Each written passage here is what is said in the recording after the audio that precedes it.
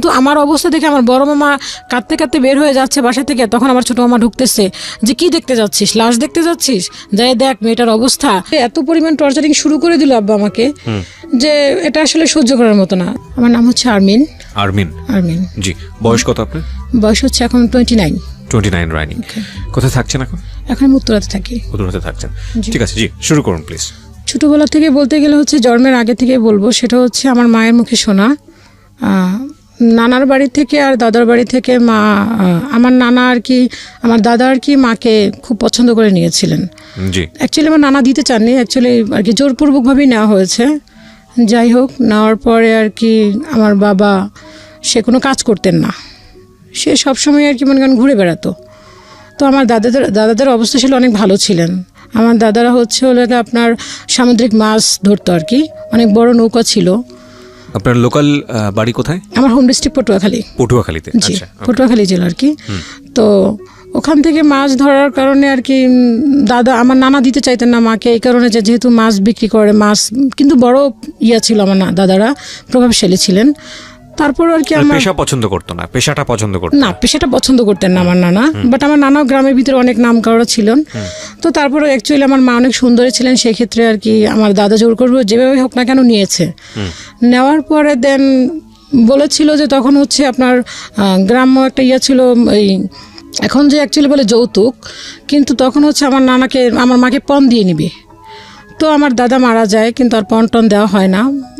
দাদা মারা যায় হচ্ছে আপনার সামুদ্রিক জাল পাততে গেছে, জালি করতে গেছে, তখন ওখান থেকে মারা নিয়ে আসে না আমার মাকে। দেন নিয়ে আসার পরে আমার দাদা মারা যায়। মারা যাওয়ার পর আস্তে আস্তে আমার দাদার বাড়ির ফ্যামিলি আস্তে আস্তে ধ্বংস হওয়ার পথে চলে গেল। দেন গরু ছিল, যা কিছু ছিল, আস্তে আস্তে সব কিছু আর কি মারা যাওয়ার পর যে চলে গেল। দেন আমার বাবা তখন কোনো কিছু করতেন না। আমার দাদার সাথে যেত, যাওয়ার পরে আর কি ওইটুকুই শুধুমাত্র, কোনো কাজ টাজ কিছুই করতেন না। তো এখন আমার নানা কি করবেন? আমার নানা আমার বাবাকে নিয়ে আসলো, মাকেও নিয়ে আসলো, আমার নানা বাড়িতে থাকলো, খাইলো, সব কিছু ওখানেই করলো। দেন আমার বাবা তারপর ওই সেম, কোনো কাজ করার কথা বললে সে কোনো কাজ করতো না। মানে ততদিনে ঘর জামাই হয়ে গেছে? হ্যাঁ, ঘর জামাই হয়ে গেছে, জি। তো দেখা যাচ্ছে যে বিভিন্ন শোতে যেত, বিভিন্ন গান শুনতো, বিভিন্ন যাত্রাপালায় যেত, কোনো কাজ টাজ করতো না। তো আমার নানা একসময় বললো, যেভাবে তোমাদের কতদিন বসিয়ে বসিয়ে খাওয়াবো, তোমরা ঢাকায় চলে যাও। তো ঢাকায় চলে আসলো। ঢাকায় চলে আসার পরে বাবা ঠিকমতো কাজ করতেন না। তো মা এক পর্যায়ে দেখা গেল যে ঢাকায় মা নূতন, কিছুই করতে পারবেন না। তো আবার দেন ফেরত বাড়িতে চলে গেল। তখন আমার একটা বোন হলো, বোনের বয়স হচ্ছে তখন ছিল, হওয়ার পরে ওই আমার বোনকেও আমার নানার বাড়ি থেকেই আর কি করতো। তো দাদা বাড়ি থেকে কোনো হেল্প পেতো না। তো আমার মাকে, আমার নানা হচ্ছে বাবাকে সুখী করার জন্য আবার নানা বাড়িতেই রাখলেন, অ্যাকচুয়ালি ঘর জামাই বলতে গেলে। তো রাখার পরে দেখা যাচ্ছে যে আব্বুর কোনো ইমপ্রুভ হচ্ছে না। সে শুধু ওই বিভিন্ন ইয়েতে যেত আর কি, বিভিন্ন যাত্রাপালায় যেত, বিভিন্ন নির্বাচন করলে ওখানে যেত আর কি, বিভিন্ন রাজনৈতিকের কাজই করতো। তো অ্যাকচুয়ালি আমার নানা বললো যে না, তোমাদের এভাবে কোনো দিন আমার পক্ষে সম্ভব না, তোমরা আলাদা কিছু একটা করো, নাহলে আমার বাড়ি থেকে চলে যাও। ওকে, তখনও আপনি হননি? না, তখন আমি তো অনেক পরে হয়েছি। আচ্ছা, ঠিক আছে। তারপরে এরকম করতে করতে আমার একটা আপু হলো। আপু হওয়ার পরে আমার আব্বু নাকি মোটামুটি চেঞ্জ হলো, তখন মোটামুটি কাজ করতে লাগলেন। দেন আমার আপুটা 2.5 বছরের সময় মারা গেলেন। আমার আপুকে নিয়ে ঢাকায় চলে আসলো। ঢাকায় চলে আসার পর ওখানে কিছু কাজ করলেন। দেন আমার আপুর একটা রোগ হয়েছিল, তো রোগের হওয়ার কারণে উনি 2.5 বছর বেঁচে ছিলেন, দেন মারা গেল। তো আমার আপুটা মারা যাওয়ার পরে আব্বু নাকি খুব শক পেয়েছে যে মেয়েটা মারা গেছে, সেই জন্য। তো তখন থেকে আবার আব্বু আর কি কেমন হয়ে গেল, কাজ করছেন না, ঘুরে ফিরে খাচ্ছেন, ঠিক মতোই করতেছেন না, আম্মুর সাথে খুব খারাপ বিহেভ করছেন। দেন এরকম করতে করতে দেন বড় আপু হলো, আমার আর একটা আপু হলো। আপু হওয়ার পরে আব্বু কিছুটা চেঞ্জ হলো, আবার কিছু কাজ করা শুরু করলেন। তো আব্বু কাজ করতে করতে একসময় দেখা গেল কি, আমার আব্বুর তখন একটা চাহিদা হলো যে ছেলের দরকার তার। তো ছেলে চাওয়ার পরে তখন আমি হলাম আর কি। আমার আপুর গ্যাপিং হচ্ছে 2 বছর, মেবি 2.5 বছর সামথিং এরকম। 2 বোনের পরে ছেলে চাওয়ার ক্ষেত্রে আপনি হলেন? হ্যাঁ, 2 বোনের পরে ছেলে চাচ্ছিলেন, দেন তখন আমি হলাম। এবং আমার আপুর গ্যাপের সাথে আমার গ্যাপ হচ্ছে মেবি 2 থেকে 2.5 বছর সামথিং, এর বেশি হবে না, 2 বছরই মেবি বলা যায়। তো আমি হওয়ার পরে তখন হচ্ছে আব্বু আর কি এই পুরোটাই চেঞ্জ। আমি হওয়ার পরে আম্মু শুনেছি আমার কাছে, সেটা হচ্ছে যে আমাকে দেখেও নি আমার বাবা। সে বললো কেন মেয়ে হয়েছে, তার কথা বক্তব্য হচ্ছে মেয়ে হয়েছে কেন, আমার আম্মুকে ঠিকমতো খেতে দেয়নি, ইভেন আমাকে দেখেও নি। তো এটা আর কি আমার আম্মুর মুখে শোনা। তো এই কথা বলার পর আব্বু এরকম করে করার পরে আম্মু আমাকে নিয়ে মেবি 6 মাস ছিলেন ঢাকাতে। 6 মাস থাকার পরে আম্মু আবার আমাকে নিয়ে গ্রামে চলে গেলেন। তো গ্রামে যাওয়ার পরে কিছুদিন বড় আর কি মোটামুটি বড় হয়েছে, তখন আর কি কিছুই জানি না, আর কি চিনি না। দেন মনে আছে এতটুকু যে আম্মু আবার ঢাকায় চলে আসছে, তখন খুবই ছোট আমি। তো ঢাকায় চলে আসার পরে আব্বু তখন আর কি কনস্ট্রাকশনের কাজ করতেন। জি। তো এরকম করে আর কি তখন আমরা মোটামুটি তখনই পরপর 2টা ভাই হলো। ও 3 বোনের পরে পরপর 2 ভাই। 2 ভাই, হ্যাঁ। 2 ভাই হওয়ার পরে আব্বু চেঞ্জ, যে 2টা ছেলে হয়েছে, তার খুব খুশি। বাট তখন আর কি আমাদেরকে মোটামুটি দেখছেন, কিন্তু আব্বুর যে একটা টর্চারিংয়ের ব্যাপারটা, যে আমার মাকে যে টর্চারিং করাটা, এটা তার বন্ধই হয়নি। গায়ে হাত তোলাই তো কন্টিনিউ, সে গায়ে হাত তুলতো। তো যখন গ্রাম থেকে সে আম্মু অনেক ঋণ হয়ে আসছে ঢাকাতে, যে আম্মু আর এখন পারছে না, যে আমরা 4টা ভাই বোন গ্রামের থেকে খাওয়া পড়া, আব্বু ঠিকমতো খরচ দিত না। নানা বাড়ি তখন নানা অলরেডি মারা যায়নি, সরি, নানা তখন অসুস্থ, নানা হেল্প করতে পারছেন না। তো কী করবে, ঢাকায় চলে আসলাম। ঢাকায় চলে আসার পরে তখন আমি খুবই ছোট, ভাই বোনরা, আমার ছোট ভাইটা সব থেকে যে ছোট ভাইটা, সে তখন মেবি 6 মাস কি 8 মাস এরকম হবে, আমি সামথিং মনে নেই। কিন্তু এতটুকু মনে আছে যে আমরা 4টা ভাই বোন খুব ছোট ছোট আর কি, গ্যাপ ছিল না বেশি একটা, ওই 2 বছর 2.5 বছর এরকম গ্যাপ ছিল। তো আব্বু একটা অসুস্থ হলেন, টিবি রোগ হলেন। টিবি রোগ হওয়ার পরে আম্মু আর কি এমনভাবে মানুষের কাছে আর কি কাজ করতো। আম্মু পিছনে অনেক কষ্ট করছে, অনেক, আমাদের জন্য প্রচুর পরিমাণ কষ্ট করতেন। তো সেগুলি আমি জানতাম না আর কি, আম্মু বলেছেন যে তোমাদেরকে নিয়ে অনেক কষ্ট করেছি আমি। তো যখন আমরা আর কি ওই ছোট ছোট নিয়ে আসছে যখন আমাদেরকে, আব্বু যখন কাজ করতে পারতেন, আব্বুর একটা টিভি রোগ হলেন। তো হওয়ার পরে আব্বুকে নিয়ে বিভিন্ন হসপিটালে চলে গেল। তো আম্মু ঢাকা মেডিকেল নিয়ে আসলো আব্বুকে।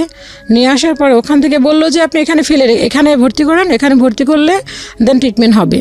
তো আম্মু তখন দেখলো যে মেডিকেলে সাধারণত ঢাকা মেডিকেলে ফ্লোরে শুয়ে থাকে, কেউ দেখে না, বিভিন্ন রোগী চিৎকার করছে।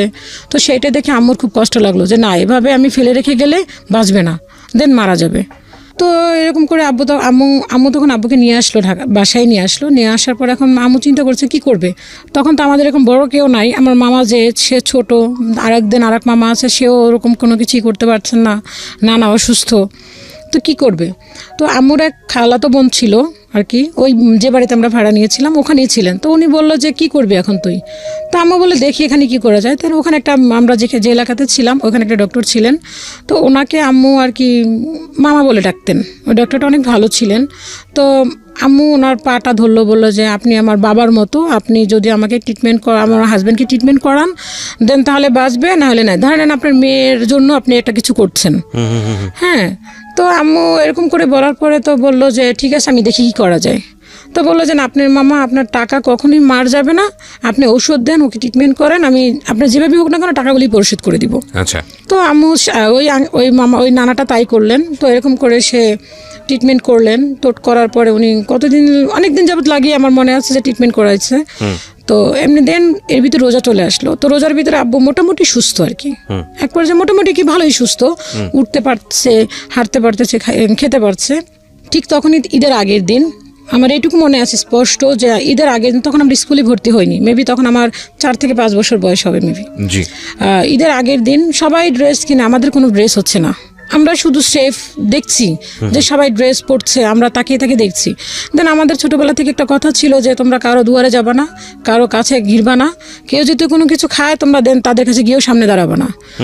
তো ওই জিনিসটা আমরা ফলো করতাম সবসময়, ছোটো থেকে মাথায় জিনিসটা কাজ করতো। তো দেখতাম যে সবাই নতুন ড্রেস পরে, আমরা কোনো কিছু বলতে পারতাম না, কারণ চোখে দেখছি যে বাবা অসুস্থ।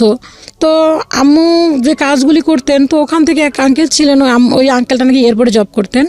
তো ওই আঙ্কেলটা আম্মুকে অনেক হেল্প করতো, টুকটাক কিছু জিনিসপত্র দিলে, টাকা দিলে আম্মু ওইটা দিয়ে ঘরে কিছু কিনতো, দেন আব্বুকে চিকিৎসা করাতেন। তো এরকম করে আব্বু ঈদের আগের দিন আম্মু আর কি সেমাই নিয়ে আসছে, আর চিনি নিয়ে আসছে, আর মেবি দুধ নিয়ে আসছিল না কি যেন, এরকম একটা কিছু। তো ঈদের আগের দিন, কালকে ঈদ, আজকে চাঁদ রাত, দুপুরের দিকে আব্বু সুস্থ, তখন পুরোপুরি সুস্থ। তো ঘরের ভিতরে হচ্ছে আপনি পানি ছিল না, যে জগটাতে পানি ছিল না, তখন একটা গ্লাউন্ড ছিল, জগ অ্যাকচুয়ালি। তো ওটাতে পানি ছিল না। আব্বু দেখে যে ঘরের ভিতরে পানি নাই কেন। তো ওই গ্লাউন্ডটা কী করলো, বাইরে ফেলে দিল। দেন কিছু মাটির ঢাকনা ছিল, তো ওই ঢাকনাগুলি সব বাইরে ফেলে দিল। কে ফেলে দিল? আব্বু ফেলে দিছে। তখন তুমি মোটামুটি সুস্থ, মানে রাগে ফেলে দিল? রাগে ফেলে দিল। কেন সে গ্যালনের ভিতরে পানি নেই, সে পানি কেন ঢেলে খাবে, দেন পানি কেন নিয়ে আসতে হবে এখন কল থেকে। ফেলে দেওয়ার পর আম্মু এতটাই ভীতুই বলবো আম্মুকে। আম্মু কখনোই আব্বুর দু চোখের দিকে তাকে কথা বলেনি, এবং এখনো আম্মু ওরকম ভাবে কোনো আব্বুর প্রতি কোনো রিয়েট দেখায় না। তো আম্মু চুপচাপ, যে আব্বু রাগ করছে যেহেতু, সেক্ষেত্রে আম্মু খুবই চুপ, যে আমাদেরকে বলছে তোরা চুপ থাক, কোনো কিছু বলিস না, এখন কিন্তু প্রচন্ড রাগ তোর আব্বুর।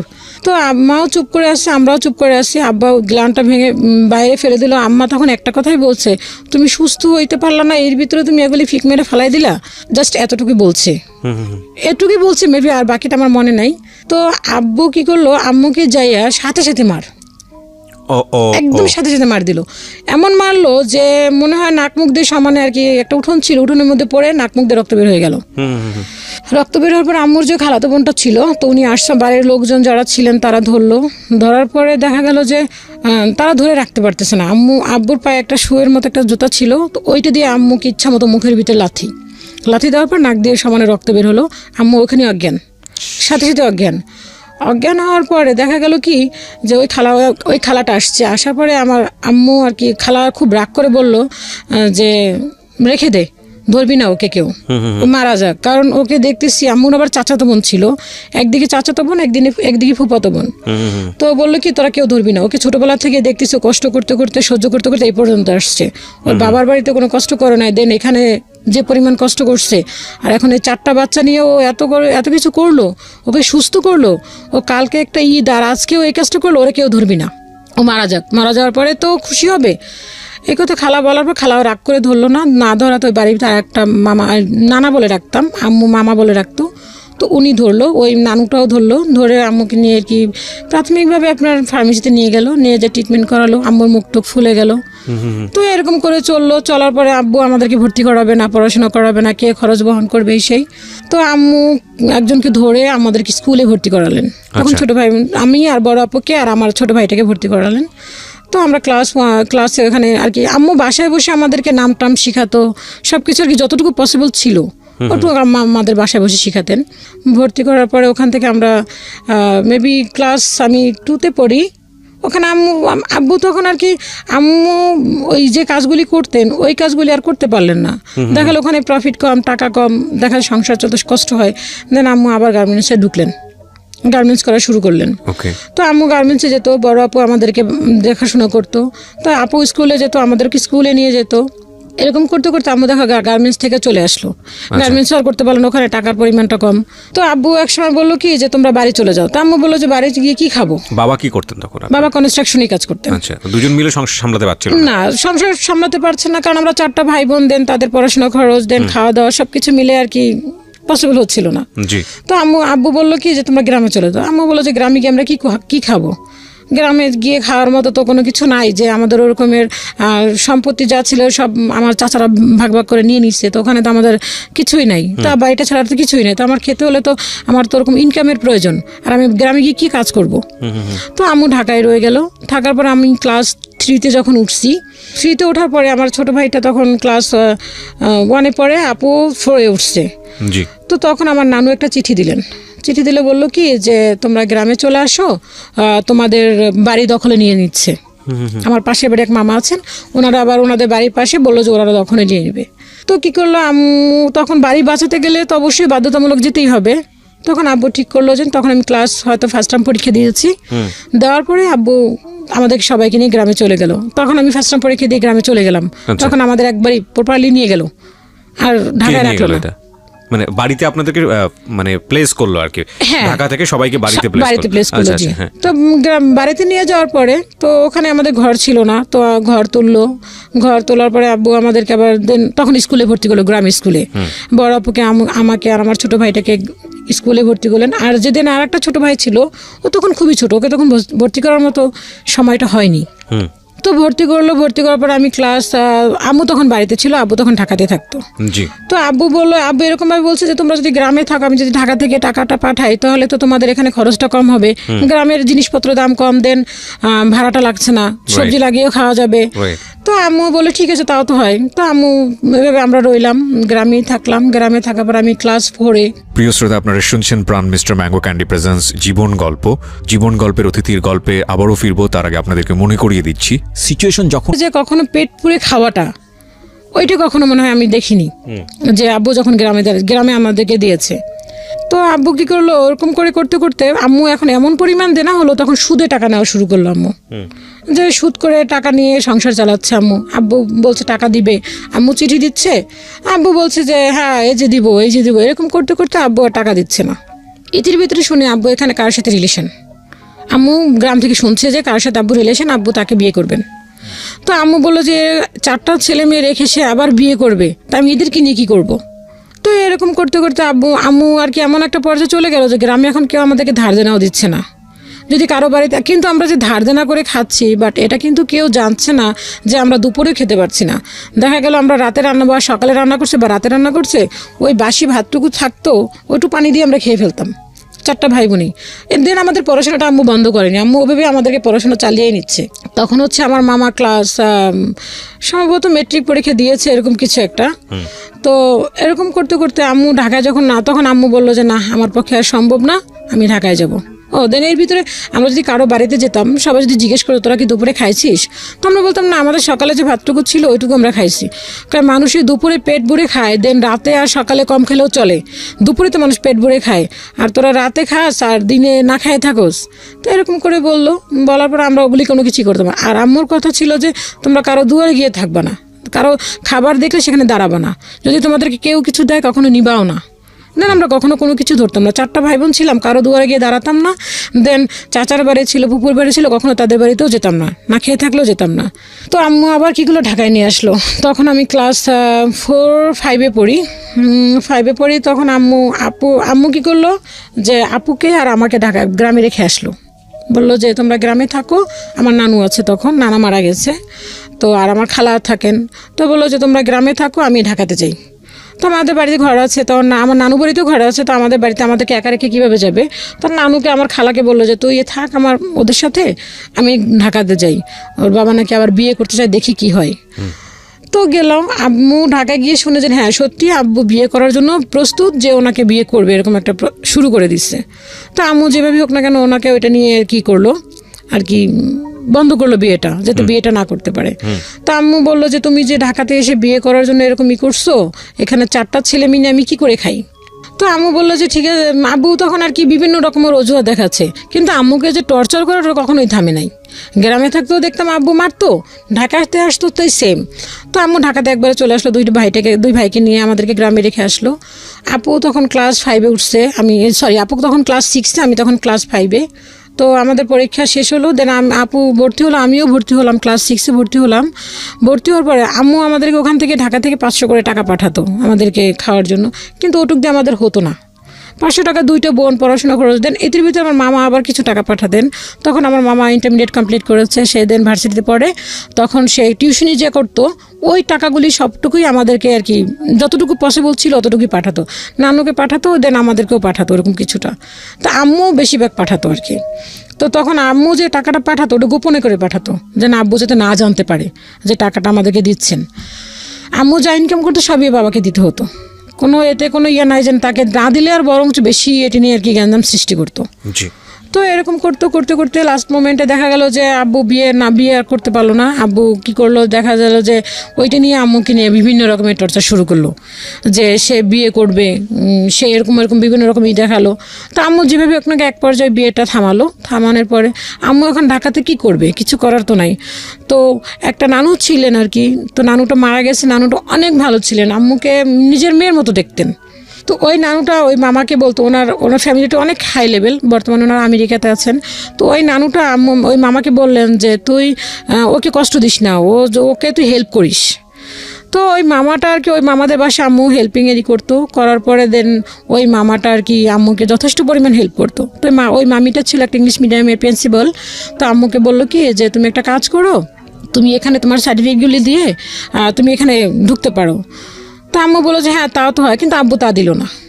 তো আম্মু এরকম করে টুকটাক কাজ করতে লাগলো, কিন্তু ওগুলি দিয়ে আমাদের আর হচ্ছে না। আমাদের পড়াশোনাও হচ্ছে না, দেন আমাদের খাওয়া খরচও হচ্ছে না, কিছুই হচ্ছে না। দেখা যায় সারাক্ষণই আব্বু ওই মারধরেই চালাচ্ছে, কোনো না কোনো একটা ক্লু পেলেই শুরু করে দিচ্ছে। তো এরকম করে যখন 6 হলো তখন আম্মু বললো কি আমার পক্ষে আর সম্ভব না, আমি আর টাকা পয়সা দিতে পারবো না তোমাদেরকে, তোমরা ঢাকায় চলে আসো। আপু তখন ক্লাস 7-এ, আমি দেন ক্লাস 6ও কমপ্লিট করছি, আমি 7 উঠছি। তখন আম্মু বলে ঢাকায় চলে আসো। তো ঢাকায় চলে আসলাম। ঢাকায় চলে আসার পরে তো বাসায় এসে দেখি আব্বু ওই আম্মুকে কিছু না কিছু দিয়ে আর কি শুরুই করে সারাক্ষণ। তা আম্মু যথেষ্ট পরিমাণ পারে যে চুপ থাকার জন্য।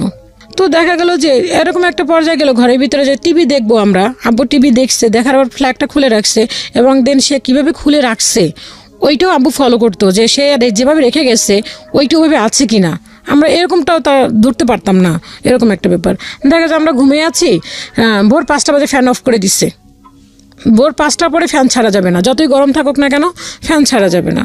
তো এরকম করে এক পর্যায়ে আমাদেরকে ঢাকায় নিয়ে আসলো, পড়াশোনা করার বন্ধ করে দিল। তখন আমাকে বললো যে পড়াশোনা করানো যাবে না, আর পড়াশোনা করতে পারবা না, কি করবা, কিছু একটা করো। কোন ক্লাসে থাকতে এটা? তখন ক্লাস 7-এ আমি। ক্লাস 7? হ্যাঁ, তখন বললো যে তোমার পড়াশোনা করা চলবে না। তখন আপু বললো যে না আমি পড়াশোনা করব। তো আমি ছোটোবেলা থেকে একটু বাউন্ডলের ছিলাম, মানে কি আমি বিভিন্ন গাছে উঠতাম, বিভিন্ন দুষ্টামি করতাম, পড়াশোনার ভিতরে ওরকম একটা আগ্রহ তেমন একটা আমার ছিল না। তো যখন আব্বু পড়াশোনা বন্ধ করে দেওয়ার কথা বলো, তখন আমার মনে একটা হলো যে না, আপু গ্রামে চলে যাবে পড়াশোনা করার জন্য, আমিও পড়াশোনা করব। তখন আম্মু বললো যে তোমাদেরকে আমি পড়াশোনা করাতে পারবো না বাবা, কারণ আমার পক্ষে সম্ভব না, আমি তোমার 2 ভাইকে পড়াশোনা করাবো না, তোমাকে পড়াশোনা করাবো। তা আমাদেরকে পড়াশোনা অ্যাকচুয়ালি বন্ধ করে দিল। তখন আপু বললো যে না আমি পড়াশোনা করব, আমি পড়াশোনাটা বন্ধ করব না। তো আপু পড়াশোনার জন্য আবার সে নানা বাড়িতে চলে গেল। নানা বাড়িতে চলে যাওয়ার পরে মামা যা দিচ্ছেন, মা টুকটাক পাঠাচ্ছেন, সেটা দিয়ে পড়াশোনা শুরু করলো। দেন আমার পড়াশোনা আর হলো না।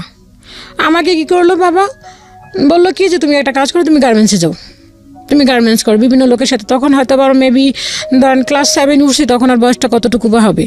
তখন বলে গার্মেন্টসে যাও তুমি। ক্লাস 7-এ পড়া অবস্থায় গার্মেন্টসে যাওয়ার কথা বললেন? হ্যাঁ, তখন বলছে গার্মেন্টসে করো তুমি, গার্মেন্টসে কাজ করো তুমি, কারণ আমাকে টাকা দিতে হবে, দেন আমি তোমাদেরকে বসিয়ে বসিয়ে খাওয়াতে পারবো না। তো গার্মেন্টসে দেওয়ার কথা বললো। তো আমার মামা হচ্ছে সে বললো কি যে না, গার্মেন্টসে গেলে হচ্ছে দেখা যায় একটা, গার্মেন্টস যে খারাপ তা বলবো না, গার্মেন্টসে গেলে দেখা গেল একটা যে প্রপোজাল আসলো, মেয়েকে কি করে, মেয়ে গার্মেন্টসের কাজ করে, তখন একটা ভালো যে আমি একটু ওদেরকে বিয়ে দিবেন আপনি, তাও তো পারবেন না। আমার মামা এই কথাটা বললো। আমি এত কথা বুঝি না, আমাকে টাকা দিতে হবে এটা আমি জানি, ইনকাম করে টাকা দিতে হবে, কি করবো সেটা তোমাদের ব্যাপার। তো এটা বলার পরে আমি বললাম যে না, আমি মামাকে বললাম যে না মামা আমি গার্মেন্টসে করবো না।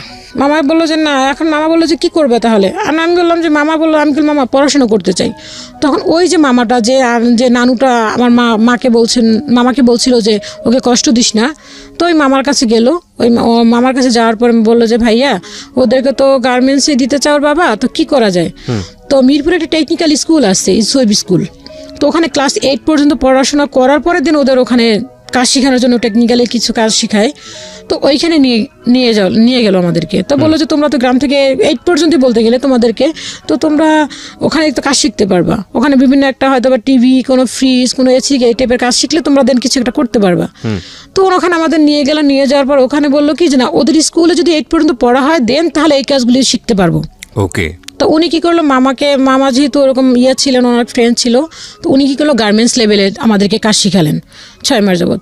তো আমার তো মাথায় ছিল যে আমি গার্মেন্টস কাজ করব না, বড় আপুও করবে না। তো বড় আপু চলে গেল, আমিও গার্মেন্টসে কাজ ওইখানে শিখলাম। শেখার পর ওখানে যে একটা আইডি কার্ড ছিলাম ছিঁড়ে ফেললাম, ওদের একটা সার্টিফিকেট দিল ছিঁড়ে ফেললাম, যে আমি তো গার্মেন্টসের কাজ করবো না, তাহলে কেন আমি সার্টিফিকেট আর কেন বা আমার আইডি কার্ড।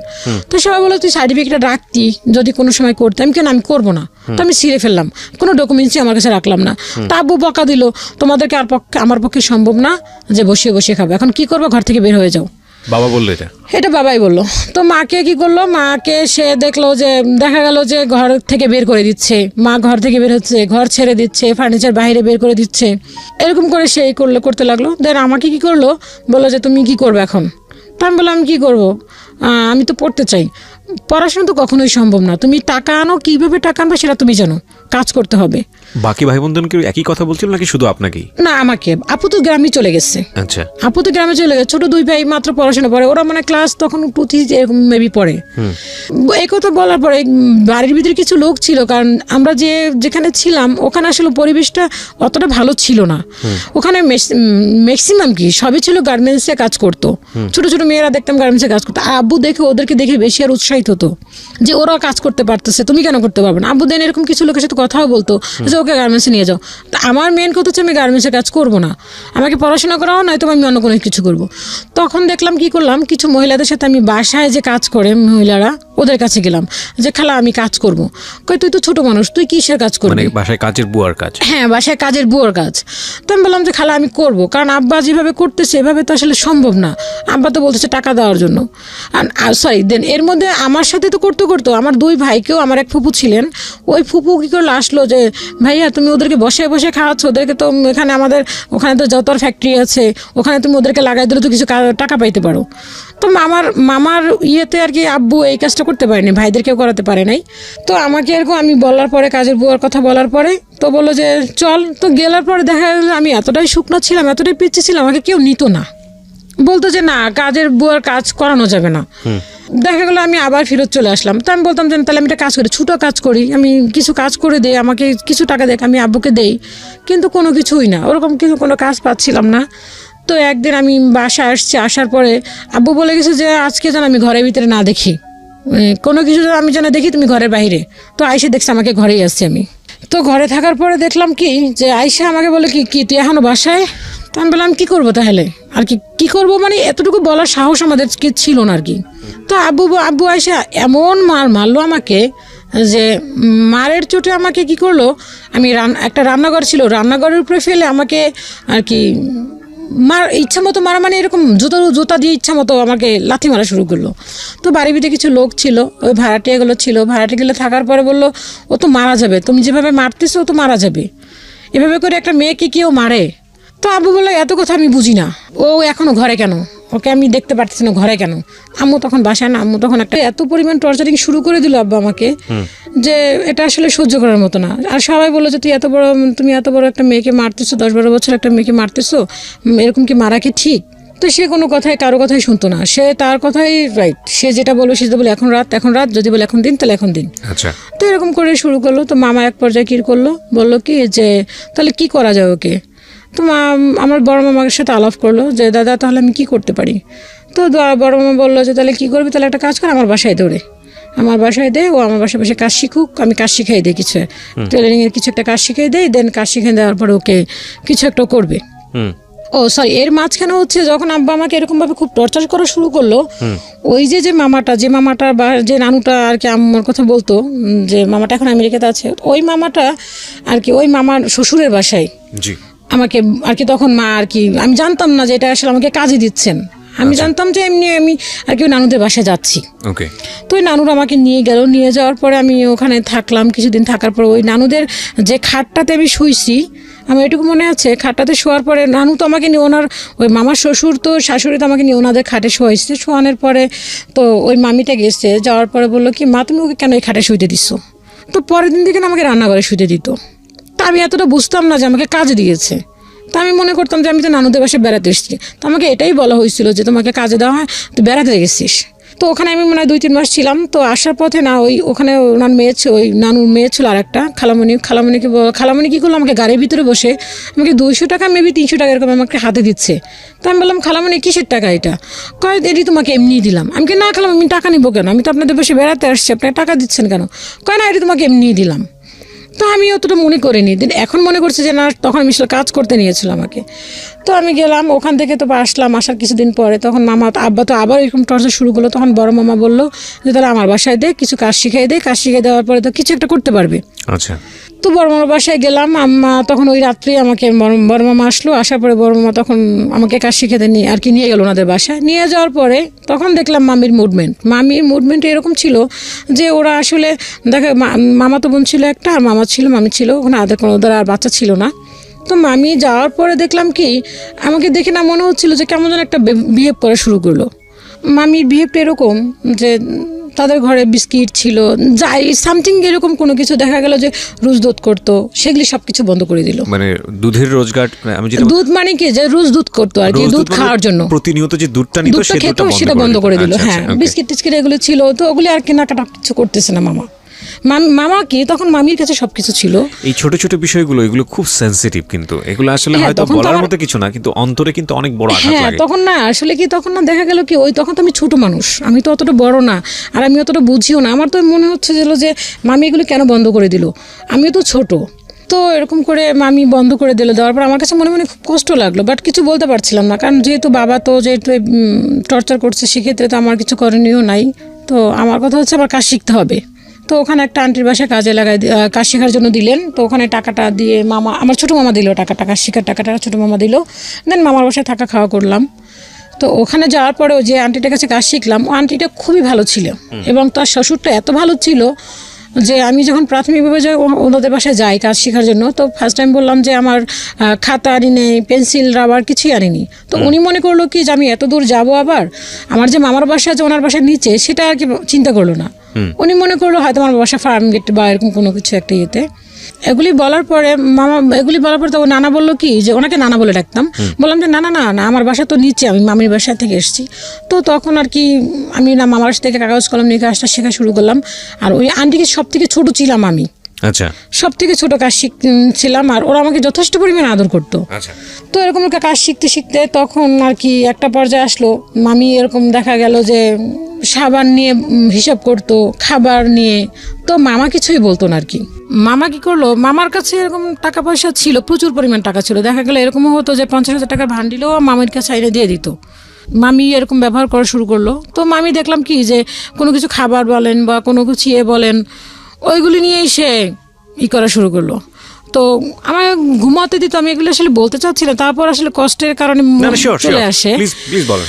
দেখা গেল যে মামিদের ঘরের যে মশারিটা, দেখা যাচ্ছে একটা কাজের মেয়ের যেরকমের একটা জিনিস থাকে ওরকম করে আসলে দিত, যে মশারিটা ছিঁড়া, অনেক মশা ঢুকতো, ওই মশারিতে আমাকে ঘুমাতে দিত। যে আমি যে তার ভাগ্নি ওরকম কখনো সে কি করতো না।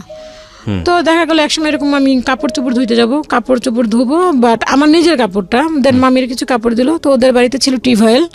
তো টিউবওয়েল থাকার পরে আমি না ছোট মানুষ, তো কল চিপতে পারতাম না। আর ওদের টিউবওয়েলটা এত টাইট ছিল যে ওই টিউবওয়েলটা আর কি ডান্ডিটা ছুটে আমার এখানে চলে আসছে একদম। এখানে এখন একটা কাটা দাগ আছে আমার, অনেক বড় একটা কাটা দাগ। তো ছুটে আসার পরে ওখানে বাড়িটার ভিতরে ভাড়াটিয়া ছিল শুধু আমার মামারা, আর একটা দেন আর একটা ভাড়াটিয়া বাড়িওয়ালা ছিল।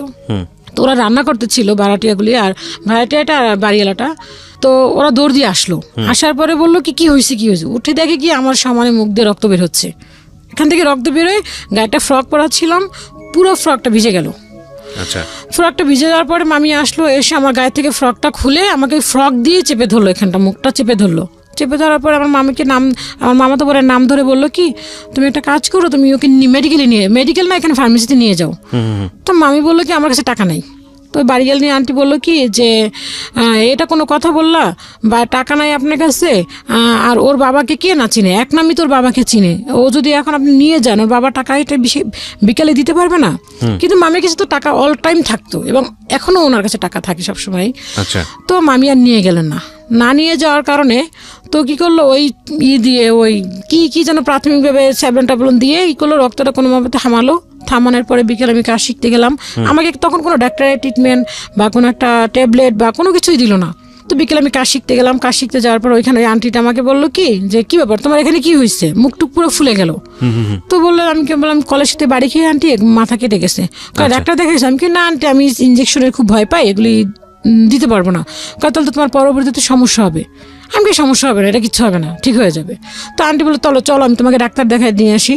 তো আমি বললাম না ডাক্তার দেখাবো, কারণ আমি যদি ওখানে যদি বলতে যাই তাহলে আমার মামা ছোট হয়ে যাচ্ছে, আমি কেন ওখানে এটা বলতে যাবো। হ্যাঁ, এটা আমার নিজে থেকে এসছে, আমি এটা কেন বলতে যাবো। ওরা আমাকে অনেক আদর করতো, ওই আন্টি আঙ্কেলও অনেক আদর করতো। ওরা যদি কোথাও বাসায় কিছু তৈরি করতো আমাকে ডাকতো আর কি, নিজের মেয়ের মতো। ওদের বাসায় কোনো বাচ্চা ছিল না। তো মামি এরকম বাদ পরে কাজ শিখে বাসায় আসলাম। আসার পরে মামি আমাকে 1 টাকা বের করে দিল। 1 টাকা বের করে দিয়ে বললো কি যে না, তো এই টাকাটা দিয়ে তুই একটা ওষুধ কিনে নিয়ে খেয়ে। তো আমি বললাম যে না মামি, আমার এখনো মনে আছে 1 টাকার নোটটা দিল এবং টাকাটা এতটা পুরনো ছিল, মনে হচ্ছিল কোনো একটা ডিব্বা থেকে বের করে দিছে আমাকে। তো আমি বললাম না মামি লাগবে না, ভালো হয়ে যাব। তো দেন মামা আসলো, মামা এসে আমাকে জিজ্ঞাসা করলো না যে তোর এখানে কি হয়েছে বা কীভাবে ব্যথা পাইলি বা ওষুধ খাইছিস কি না বা কোনো। তখন আসলে মামা ছিল এরকম মামি ভক্ত, মামি যা বলতেন তাই, এখানে আর দ্বিতীয়বার কোনো কথা বলতো না মামা। এরকম করে চলে গেল। পরে 2 মাস পরে মা আবার ওখানে মাকে বলল যে ওর তো কাজ শেখা প্রায় শেষ, কি করবে। তো মা আবার আমরা যে টয়লেট থেকে কাপড় বানালাম ওইখানে ওই আন্টিটার সাথে কথা বললো যে আমার মেয়ে তো আসতেছে, ও আপনার দোকানে কি নেওয়া যাবে কিনা। আচ্ছা। তো মা কথা বললো, কথা বলার পরে বললো যে হ্যাঁ নিয়ে আসেন। তো এই কথা বলার পরে মা খবর দিল, মা যাইতো মাঝে মধ্যে আমাকে দেখার জন্য। তো দেখতে গেলে তো দেখা গেল এরকম ওইখানে একটা ভাড়াটে ছিল, ওই আন্টিটা আসলে মানুষই বলে যে হয়তো বা কোনো ক্রিমিনালি করা, কিন্তু ওই আন্টিটা আসলে যা দেখতো তাই বলতো। এরকম একটা হইতো যে দেখা গেলো আমি কাজ শিখতাম যে কাপড়টা দিয়ে, ছোটো মামা যে কাপড়টা আমাকে দিত কাজ শেখার জন্য, আমার পিছনে সব থেকে অবদান ছিল ছোটো মামা এবং আমার মা। বড় মামাও ছিল, বড় মামা যদি আমাকে আশ্রয় না দিত দেন আমি কাজ শিখতে পারতাম না। কিন্তু বড় মামা ছোটো মামা তার বিছানার একটা চাদর দিয়েছিল আমাকে কাজ শিখে আর কি করার জন্য, কাজটা শেখার জন্য। তো দেন আমি তো ছোটো মানুষ, আমি একটা মেক্সি কাটিং করে শিখে ওইটা আমি পরে ওই আন্টিটাকে দেখাইছি যে আন্টি দেখেন হয়েছে কিনা। তো আন্টি বলে হ্যাঁ তুমি তো খুব সুন্দর করছো, একটা খুব আমাকে উৎসাহ দিল। মামি এইটা নিয়ে আর কি খুব রাগান্বিত যে আমার মেয়েকে কেন একটা প্যান্ট বানাই দিল না। তো ওই আন্টিটা আমাকে বললো যে তুই তো এরকম বাড়ির যে আন্টিটা ছিল, তুই এরকম তুমি রেশমা বললো যে তুমি এরকম প্যান্টটা বানাইছো, তুমি যে মেক্সিতে বানাইছো তোমার বোনকে তো একটা কিছু দিলা না। তো আমার মামাতো বোনটা এরকম ছিল, ও তো ছোট ছিল, ও দেখা গেল কি যে নিজে আমার সাথে করে মামির সাথে বলে দিত যে আম্মু আমাকে আপু মারছে, কিন্তু আসলে আমি কখনোই ওকে মারতাম না। আর আমার ছোটবেলা থেকে অবশ্যই আমি কখনো কোনো ভাই বোনদেরকে মারিনি, আমার মারলে বুঝে খুব কষ্ট লাগে আর কি, ভিতরে খুব কষ্ট পাই আমি। তো দেন এরকম করে মা 2 মাস পরে আমাকে নিয়ে গেল, এবং 2 মাস পরে যখন আমাকে নিল হয়তো বা মেবি তার আগের দিন 2 তারিখ ছিল, আমার এখনও মনে আছে 2002 সালে 2 তারিখ ছিল। দেন তার আগের দিন 1 তারিখে 2001 আপনি হরতাল ছিল, কিছু একটা এরকম কোনো একটা গন্ডগোল। দেন তারপরের দিন গাড়ি বন্ধ হয়ে যাবে, আর আমি যদি 2 তারিখে না আসি 2 তারিখে ওখানে জয়েন করতে পারবো না, এরকম একটা আমাকে বললো। তো মামা রাত্রিবেলা যখন শুনলো যে হরতাল হবে, তো আমাকে এমনভাবে মামি আর কি আমার ব্যাগটা ঘুষাই দিল যে একটা কাজের মানুষকে যেভাবে একটা মানুষ যদি থাকে একটা মানুষের বাসায় অন্ততপক্ষে তার প্রতি একটু মায়া হয়, কিন্তু আমার মামি সেটা করলো না, বরঞ্চ আমাকে রাতে খেতে না দিয়ে ব্যাগটা কোনো মতে বললো না যদি খেয়ে যা, সে ব্যাগটা কোনো মতে ঘুষাই দিয়ে আমাকে দিয়ে দিল, মামা আবার ব্যাগ করবে। তো দেন বাসায় আসলাম, বাসায় আসার পরে দেখলাম যে আব্বু আর কি কথা বলতেছে না, আমাকে দেখে মনে হচ্ছে তার উপর আকাশ ভেঙে পড়লো। আম্মু আমার চোখের ইশারা দিয়ে বললো কোনো কথা বলিস না, কিন্তু ভাত খাচ্ছে। কি রান্না করলো দেখলাম শুধু পেঁপে রান্না করছে, আর কি যেন একটা তরকারি রান্না করছে নিরামিষ। দেন পেঁপেতে আমার এটা মনে আছে পেঁপেতে কোনো কিছু মাছ টাছ কিছুই দেওয়া হয়নি, শুধু নিরামিষ পেঁপে রান্না করলো। তো ওইটা দিয়ে মা জিজ্ঞেস করলো ভাত খাইছিস, আমি কি না মা খাইনি। তো ভাত খাইলাম, ভাত খাওয়ার পরে বাড়ির ভিতরে যে আমার সাইজের ছোটো ছোটো ছেলেমেয়েরা ছিল ওদের সাথে দেখা করলাম, করার পরে খুব তারপরের দিন আমি ওইখানে আন্টিদের ওখানে কাজে গেলাম। যার পর ওই আন্টি আমাকে বললো কি আমাকে কাজ দিল প্রাথমিকভাবে, যে একটা কাজে গেলে তাকে তো একটা ইন্টারভিউ নেওয়া হয়। তো আমাকে কিছু কিছু কাজ দিল, কিন্তু আমি কোনো কাজের কোনো ধরনই বুঝতে পারলাম না। আমি যে কাজটা শিখছি সেটা হচ্ছে একটা ইঞ্চির মাপ একটা সেন্টিমিটারের কাজ, 2টা মাপ থাকে। তো আমাকে ওই আন্টিটা সেন্টিমিটার দিয়ে কাজ শিখাইছিল, সেটা ছোটো ছোটো করা। আর আন্টি আমাকে দিয়েছে বড় ইঞ্চির মাপের যে কাজগুলি ওইগুলি, তো ওগুলি তো আমি কিছুই জানি না। তো আমাকে দেওয়ার পর আমি তো কিছুই বুঝতে পারছি না, আমি কীভাবে কি সেলাই করব, কীভাবে কি ধরবো, আমি কিছুই বুঝতে পারতেছি না। দেন মাকে ডাকার পরে মাকে বললো কি যে আপনার মেয়ে তো কোনো কাজ জানে না, ওকে কীভাবে কাজে রাখবো। তখন বলছিল যে কাজ করবে, দেন ওকে 500 টাকা করে স্যালারি দেওয়া হবে। তো মাকে বললো যে ও তো কোনো কাজই জানে না, ওকে কী স্যালারি দিব আর কী করবো। তো মা বললো যে তখন মা আমার প্রতি রাগ হলো যে তুই কী কাজ শিখছিস। আমি কি মা আমি তো এইভাবে করে কাজ শিখছি, আমি তো এরকম করে কাজ শিখি নাই। তো বললো তো আন্টিটা অনেক ভালো ছিল, আমি বলবো ওনার কথা, বাট উনি যদি না আমাকে সুযোগটা না দিত তাহলে হয়তো বা দেন আমি কাজ শিখতে পারতাম না।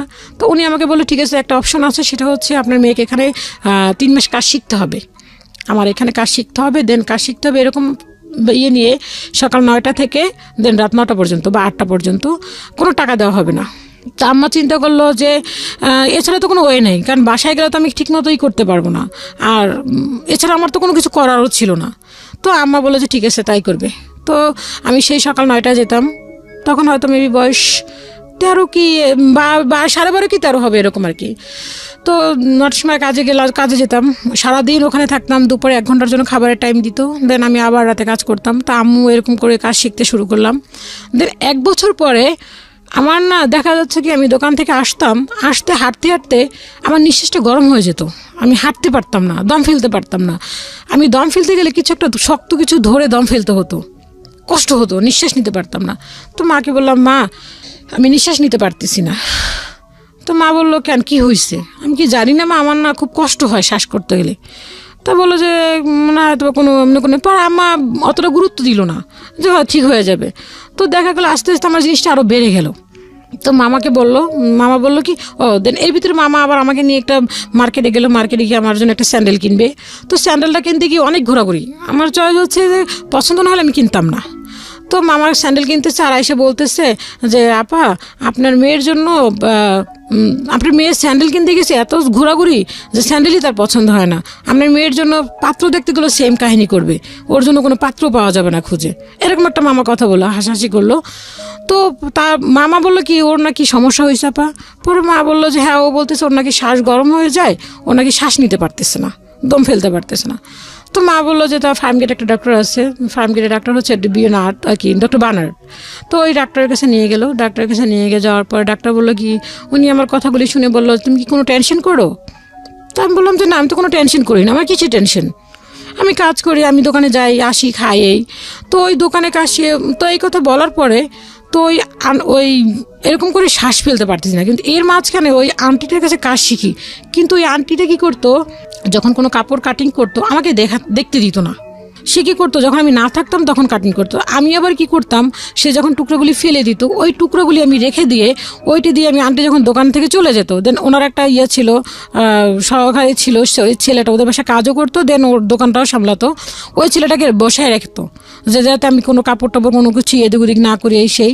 তো ছেলেটা কখনোই যেত না, যখনই দেখতাম ও চলে যেত তখন আমি টুকরো কাপড়গুলি দিয়ে নিজে নিজে ট্রাই করতাম, যে দেখি ডিজাইন কাটি বা আন্টি দেখতাম যে কাপড়টা সেলাই করতে দিত ওইটা ফলো করতাম যে কীভাবে সে কাটিং করলো। তো ওটিতে ছোটো ছোটো করে কাপড় কাটতাম। তো কাটতে গেলে অনেকগুলি টুকরা দিয়ে আমি অনেকগুলি হাতে সেলাই করে অনেকগুলি কাপড় তৈরি করছিলাম। তো দেখা যেত কি ওই বাড়ির থেকে যে বাড়িতে থাকতাম ওই বাড়ির ভাড়াটিয়াদের কাছ থেকে বলতাম আমি কাজ জানি, নিজে বলতাম আমি কাজ জানি। তো বলতো আমাকে একটা জামা তৈরি করে দাও। তো কী করতাম, ওই আন্টিকে যে বলতাম আন্টি এইটা হচ্ছে আমার বোনের জামা, আমার ভাবির জামা, বিভিন্ন মিথ্যা বেতনের জব দিল। তখন এই মাঝখান থেকে তখন এই কাজগুলি করতাম, করার পরে বাড়ির ভাড়াটিয়াদের কাছ থেকে অর্ডার নিতাম, নিয়ে টুকটাক কাজ করতাম। তো ওই ভাইয়াটার কাছে গেলাম, ভাইয়াটার কাছে যাওয়ার পরে বললাম যে ভাইয়া, উনি তখন আমি মনে করতাম আমি কাজ শিখছি, তো ওই আপাকে আমি কাজ শিখাতে পারবো। তো দেখলো কি যে আমি কাজ শিখাচ্ছি না, তো ভাইয়াকে বললাম আমি অর্ডার নিয়ে আসলে ওই ভাইয়ার মেশিনে কাজ করতাম। তো দেন উনি একদিন আমাকে বললো কি যে আপার মেশিনে কাজ করতে গেলাম, যাওয়ার পর একটা কাজের একটা ববিন কেস আসছে, ওইটা না হলে কাজ সেলাই করা সম্ভব না। ওই ববিন কেসটা উনি লুকায় রাখছে কোথায়, চালু ড্রামের ভিতরে। তো আমি ববিন কেস খুঁজতে ববিন কেস পাচ্ছি না। তো আপাকে বললাম আপা ববিন কেসটা কোথায়? তো আপা বললো কি যে ববিন কেস তুই কোথায় রেখে গেছিস তুই ভালো জানিস, কালকে তুই কাজ করছিস, আমি তো আর কাজ করি নাই। তো এই কথা বলার পর আমার খুব কষ্ট লাগলো, কারণ দেখাবার তুই কাপড়ের মধ্যে করে চুরি করে নিয়ে গেছিস কিনা। তা আমার না জিনিসটা শুনে এত কষ্ট লাগলো যে আমি একটা সামান্য ববিনকে চুরি করে নিয়ে যাব। আমি তো সারাদিন যেখানে থাকি সেখানে তো অনেক কাপড় থাকে, অনেক কিছুই থাকে, আমি তো কখন সেগুলি নিয়ে আসি না, আর আমি একটা সামান্য ববিন কেস নিয়ে যাব। দেন আমি রাস্তায় উঠলাম, উঠে আমি ভাইয়াকে খুঁজে বের করে আমি ভাইয়াকে বললাম ভাইয়া ববিন কেসটা কোথায়? উনি কী করলো, ববিন কেস ড্রাম থেকে বের করলো। তা আমি বললাম যে ভাইয়া দেখছেন আমি যে ববিন কেস যে নেই সেটা আপনার প্রমাণ হলো? তো এই কথাটা এসে মামাকে বললাম, বাবাকে তো কিছু বলতে পারতাম না, বাবা তো সে হচ্ছে ওই যে 500 টাকা করে যে স্যালারিটি পেতাম ওই টাকাটা আব্বাকে দিতাম, আব্বা ওইটা নিয়ে খুব করতো, যা পাইতাম সবই জানতো যে আমি এই টাকা পাচ্ছি। দেন আমি যখন রাতে কাজ করতাম, মানুষের টুকটাক কাজ করতাম, দেখা যায় 3 পিস সেলাই করতাম, 50 টাকা দিত, 60 টাকা দিত, একটা ব্লাউজ করতাম 15 টাকা 20 টাকা দিত, ওইটা নিজের মন মতো আর কি কিছু একটা কিনে খেতাম।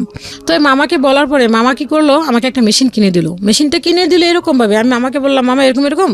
তো মামা আমাকে একটা মেশিন কিনে আমার দোকানে গেল, মেশিনটা এনে আমার বাসায় রেখে মামা দোকানে গিয়ে বললো কি চল বাসায় চল। আমি কি কেন মামা, আমি কি কেন আজকে কি আমাদের বাসায় খাবেন? কয় না খাবো না। হ্যাঁ খাবো, তুই চল। তো গিয়ে দেখলাম কি ঘরে মেশিন। আমি এতটা খুশি যে মেশিনটা পেয়ে, যে ঈদেও এতটা মানুষ খুশি হয় না। তো মেশিনটা পেলাম, পাওয়ার পরে এখন আমি আর কি টুকটাক অর্ডার নিচ্ছি, ওই আন্টিকে দিয়ে কাপড় কাটাচ্ছি, সেলাই করতেছি। তো এরকম করতে করতে যখন আমার ওই যে কষ্টটা লাগলো, শ্বাস করতে কষ্ট হচ্ছে, ডক্টর কাছে যাচ্ছি, কোনো ডক্টরই কোনো রোগ ধরতে পারতেছে না, সবাই বলতেছে হিস্টোরিয়া। তো এই ডাক্তার বললো তুমি কোনো টেনশন করো? তা আমি বললাম না আমি কোনো টেনশন করি না। তাহলে তোমার কেন এরকম হবে? এটা তো সাধারণত যারা চিন্তা করে সারাক্ষণ তাদের জন্য এরকম একটা হতে পারে, বা কোনো দিক দিয়ে কোনো কষ্ট পেলে, কোনো রিলেশন করলে তারা হয়তো এরকমভাবে কষ্ট পেতে পারে।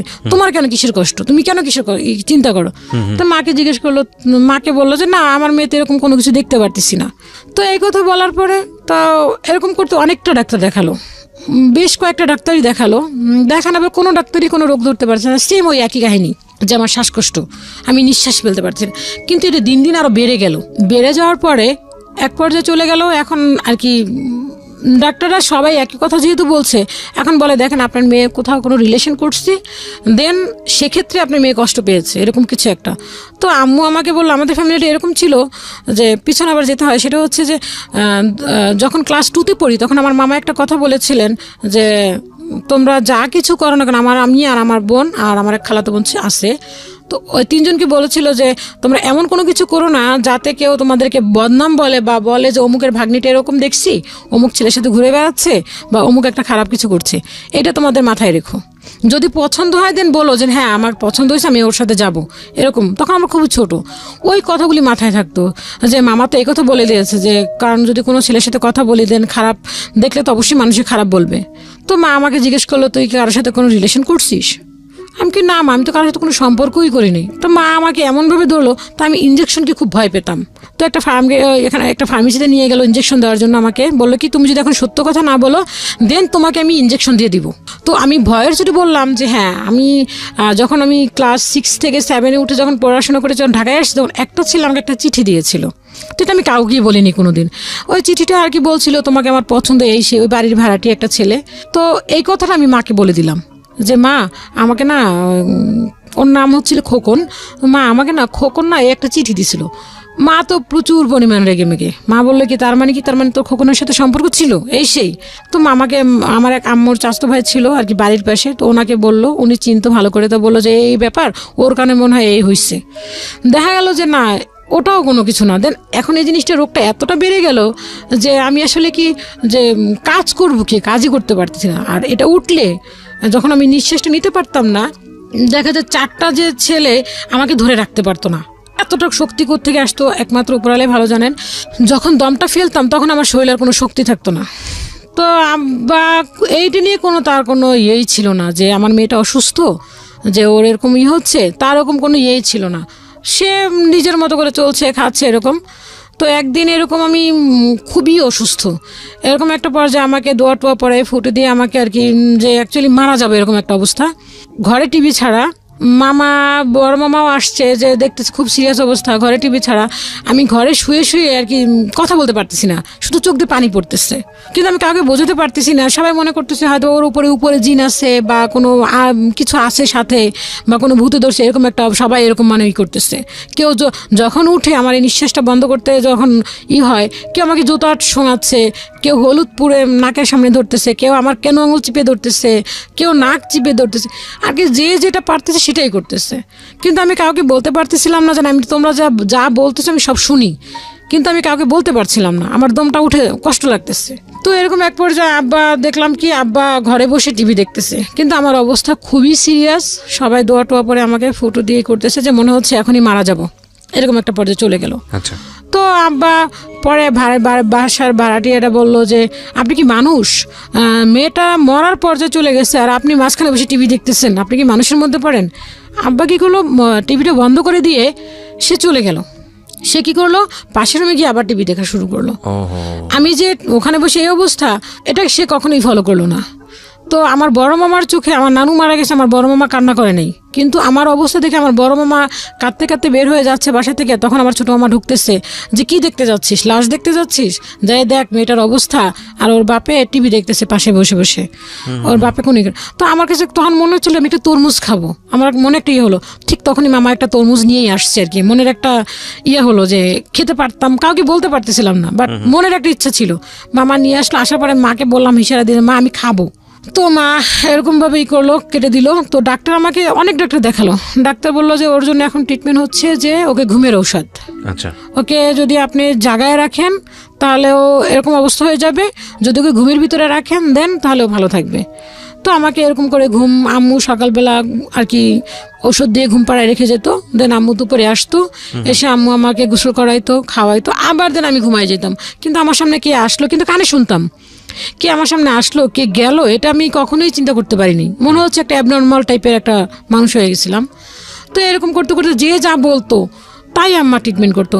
বাদ দেওয়া যদি কোনো একটা বাদ দেওয়া যদি এসে বলতো যে হ্যাঁ তোমার মেয়ে এ হয়েছে, তোমার মেয়েকে ভালো করতে পারবো, আম্মু তাই করতো আর কি। যদি বলতো যে এইটা করতে পারলে তোমার মেয়ে ভালো হবে, আম্মু সেটাই করতো।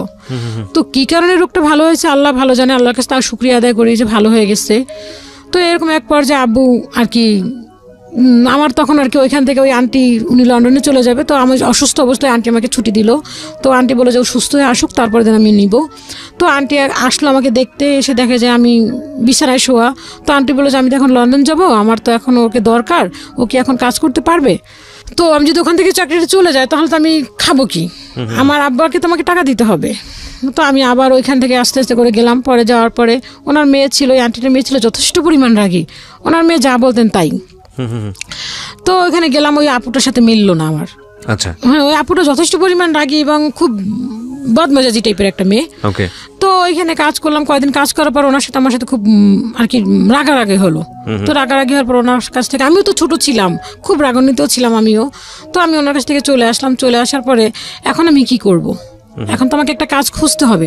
ওখান থেকে যে আমি কাজ শিখছি, আমি ভয়ে বেরোচ্ছি না যে আমি যে কাজটা শিখছি, কিন্তু আমি ওখান থেকেও কাজ করতাম, দেন বাসায় এসেও আবার টুকটাক কাজ করতাম মেশিনে। দেখা যায় 9টা পর্যন্ত এসে আবার 10টা পরে কাজ করতাম, রাত 2টা 3টা পর্যন্ত করতাম, করে আবার ঘুমাইতাম, সকালে উঠে আবার যেতাম, এরকম আর কি একটা ইয়ে ছিল আমার। তো ওখান থেকে বের হবো ভাবতেছি কোথায় যাব, কি কার কাছে যাব, আর এই কাজটা আমার ভালো কি না খারাপ, আমি কি করে কাজ করব। একা একা চিন্তা করতে করতে একটা টেলার আবার যোগাযোগ করলাম যে ভাই আমাকে কাজে নিবেন। তা ওই এলাকাতেই ছিল। তো ওইখানে যাওয়ার পরে বললো যে আপনি কি সব কাজ জানেন? আমি টুকটাক বললাম হ্যাঁ আমি সব কাজ জানি। তো ওরা আমাকে নিল, নেওয়ার পর আমাকে 1000 টাকা স্যালারি ধরলো। তো 1000 টাকা স্যালারি ধরার পরে আমাকে বলে প্রোডাকশনে কাজ করতে হবে, যত পিস কাজ করবেন দেন তত পিস টাকা হবে। তো আমি বললাম যে এটা তো আমি কখনো করি নেই, ঠিক আছে করে দেখি, ট্রাই করে দেখি। তো আমি করলাম, কয়েকদিন করার পরে দেখলো যে না আমি টুকটাক করতে পারতেছি, অত যে আহামরি করতে পারতেছি তা না।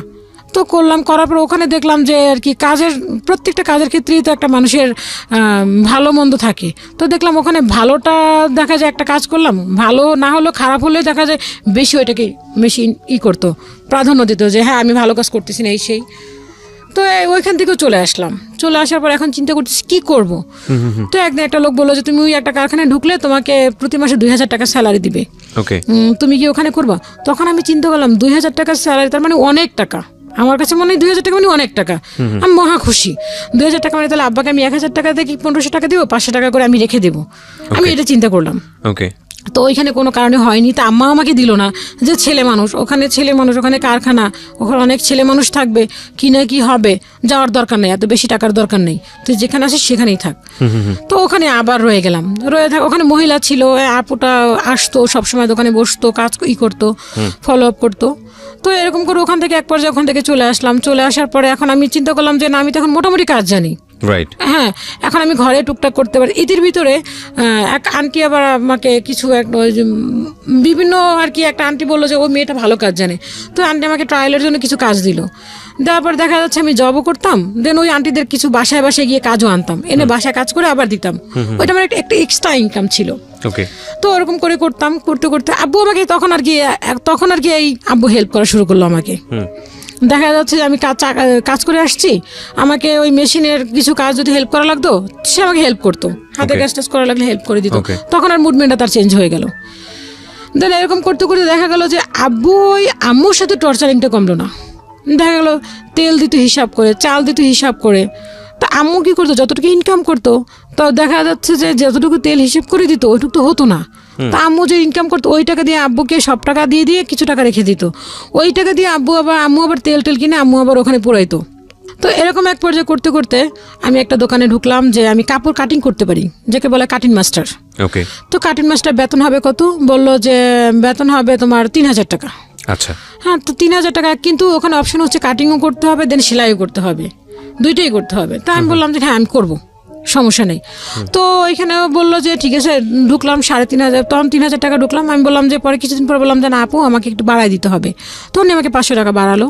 বাড়ানোর পরে ওই আপুটার আসলে দোকানটা ভালো করে চলতো না, কারণ আমি তো যেটা সত্য তখন তো ভালো করে যা কাজ জানতাম না, একটা কাস্টমারকে কীভাবে হ্যান্ডেল করবো ওভাবে ভালো আমি করতে পারতাম, ভয় পেতাম যে আল্লাহ কাজটা ভালো হচ্ছে না খারাপ হচ্ছে, আমাকে কাস্টমারকে কমপ্লেন করবে, এইটা চিন্তা করতাম, ভালো করে পারতাম না আর কি। তারপর সাহস করতাম যে না আমাকে এটা করতে হবে। তো আপু আমাকে এক সময় বললো কি যে দেখো দোকানটা তো চলছে না, দোকানটা তুমি একটা কাজ করো, তুমি দোকানটা কিনে নাও। দোকানটার দাম ছিল 60,000 টাকা আর কি, সব কিছু নিয়ে 60,000 টাকা আমাকে দিতে হবে। তো আমি বললাম আপু, তখন আমার চিন্তা যে আমি তো কাজই মনে মনে ভাবলাম, আমি ওনাকে বললাম না, আমি তো ভালো করে কাজই জানি না, আমি 60,000 টাকা নিয়ে দোকান ভাড়া কিভাবে দিব, দোকান ভাড়া গল্প এটা হ্যাঁ আমি তো মানে আপনার জন্য এই 60,000 টাকার হিসাব কত সালের এটা? এটা হচ্ছে আপনার 2005-এ। 2005। হ্যাঁ, ও সরি, এর মাঝখানে আমি কথা ফেলে আসছি। সেটা হচ্ছে এই পর্বটার আগে হচ্ছে, সেটা হচ্ছে যখন আব্বু আর কি আমি কাজ করা শুরু করলাম, তো আব্বুকে দেখলাম কি সারাক্ষণই ঘরের ভিতরে এসে দেখতাম ওই টর্চারিংটা। আম্মুকে মারতো বা আম্মু দেখা যাচ্ছে যে রাতে ভাত খেতো, লাইট অফ করে ভাত খেতো, সকালে কোনো শব্দ করতে পারতো না। আম্মু যে সকালে অফিসে যাবে, এদিন আম্মা এর মাঝখানে আবার আম্মা একটি স্কুলে জব হলো, তো আম্মু সকালে যে ভোরবেলা রান্না করে রেখে যেতে হবে, আম্মু কোনো শব্দ করতো না। আর কি মনে হচ্ছে যে ঘরে পিঁপড়া আওয়াজ করতে পারবে, দেন আম্মু আওয়াজ করতো না, এরকম একটা পর্যায়ে। তো এক পর্যায়ে এরকম একটা করতে করতে টর্চারিং করতে করতে আমি আম্মুকে একসময় বললাম যে মা একটা কাজ করো, আমার না ভালো লাগে না, আমি সারাদিন কাজ করে আইসে যদি দেখি এরকম ভাবে আব্বা গ্যাঞ্জাম করতেছে, ভালো লাগে না, তুমি একটা কাজ করো, আমরা আলাদা হয়ে যাই। তা আমি কয়েকবার চেষ্টা করছি যে আলাদা হয়ে যাব, কয়েকবার বের হয়ে গেছি। একবার বের হয়ে গিয়ে একটা মেয়ের সাথে বলছি, কথা বলছি যে আমি চলে যাব, থাকবো না। তো মামা বললো কি যে না তুই কই যাবি। আমার মামা আমাকে সবসময় সাপোর্ট দিত, আর এই কাজের পিছনে সবচেয়ে বেশি সাপোর্ট হচ্ছে আমার মামার, সব থেকে অবদান মা এবং মামা। তো মামা বললো যে ঠিক আছে তুই কই যাবি। তো মা আব্বা এরকম করতে করতে আম্মা বললো যে ঠিক আছে তাহলে আমরা আলাদা হয়ে যাব, আমরা থাকবো না এখানে। প্রিয় শ্রোতা, আপনারা শুনছেন কাটলো যে আমি কোনোদিন তোমাকে ফেলে চলে যাব না। হ্যাঁ, তা আম্মা এতই একদম নরম একটা মানুষ যে সে যদি একবার যদি বলেন যে না আপনি এই কাজটা করবেন, সে ওইটা খুব সরম্য বিশ্বাস করে নেবে। আচ্ছা, তা আম্মা ওইটা বিশ্বাস করে নিল, করার পরে দেন আবারই সেই একই অবস্থা, টর্চারিং শুরু, কোনো এর থেকে আর কোনো বিকল্প কোনো কিছু হইল না। তো বাসা চেঞ্জ করলাম আমরা, ওখান থেকে বাসা চেঞ্জ করে ওখানে আব্বু ওরকমভাবে একটা গ্যাঞ্জাম সৃষ্টি করতেছে। তো বাড়িওয়ালা আঙ্কেলে ওই মামাটা বললো কি তোমরা এখান থেকে চলে যাও, তোমরা এইভাবে করতেছো, কোনো একটা অ্যাক্সিডেন্ট হয়ে গেলে তখন আর কি দেখা গেল যে মারাটাটা গেলে তখন পুলিশ এসে আমাদেরকে ধরবে, তোমরা এখান থেকে বাসা শিফট করো। দেন আব্বু এরকম গ্যাঞ্জাম সৃষ্টি করতেছে, আমার ভাই আবার এর মাঝখানে একটা মেয়ের সাথে রিলেশন করলো, তখন খুবই ছোট, ওইটা নিয়ে অনেক কিছু তট, ওরা ওই মামিটার মাও আবার ওই মামিটা বিচার দিল বাড়িওয়ালাকে। তো এই সব কিছু মিলে বাড়িওয়ালা বাসা ছেড়ে দিতে বললো, দেন আমরা বাসা ছেড়ে দিলাম। তো যে বাড়িটাতে গেলাম ওখানে ভাড়াটিয়া ছিল বলতে গেলে আমরা আর 2টা ভাড়াটিয়া ছিল, ভাড়াটিয়া ছিল না। তো ওখানে যাওয়ার পর একদিন আমি আসছি, তো বাজার তো ওরকমভাবে দেয়নি, আমি রাতে আসছি তখন বাজে 9:30। দোকান থেকে আসার পরে আব্বা কী করলো, সামান্য একটা গামছা, যে আব্বুর কোনো কিছু আমরা ধরতে পারতাম না, যে একটা সন্তানে যে তার বাবার জিনিসপত্র ধরবে ওইটা কখনো ধরতে পারতাম না। আর কখনো বলতে পারতাম না আব্বা এই জিনিসটা খাবো, আমাদেরকে এই জিনিসটা কিনে দাও, কখনোই বলতে পারতাম না মুখ ফুটে।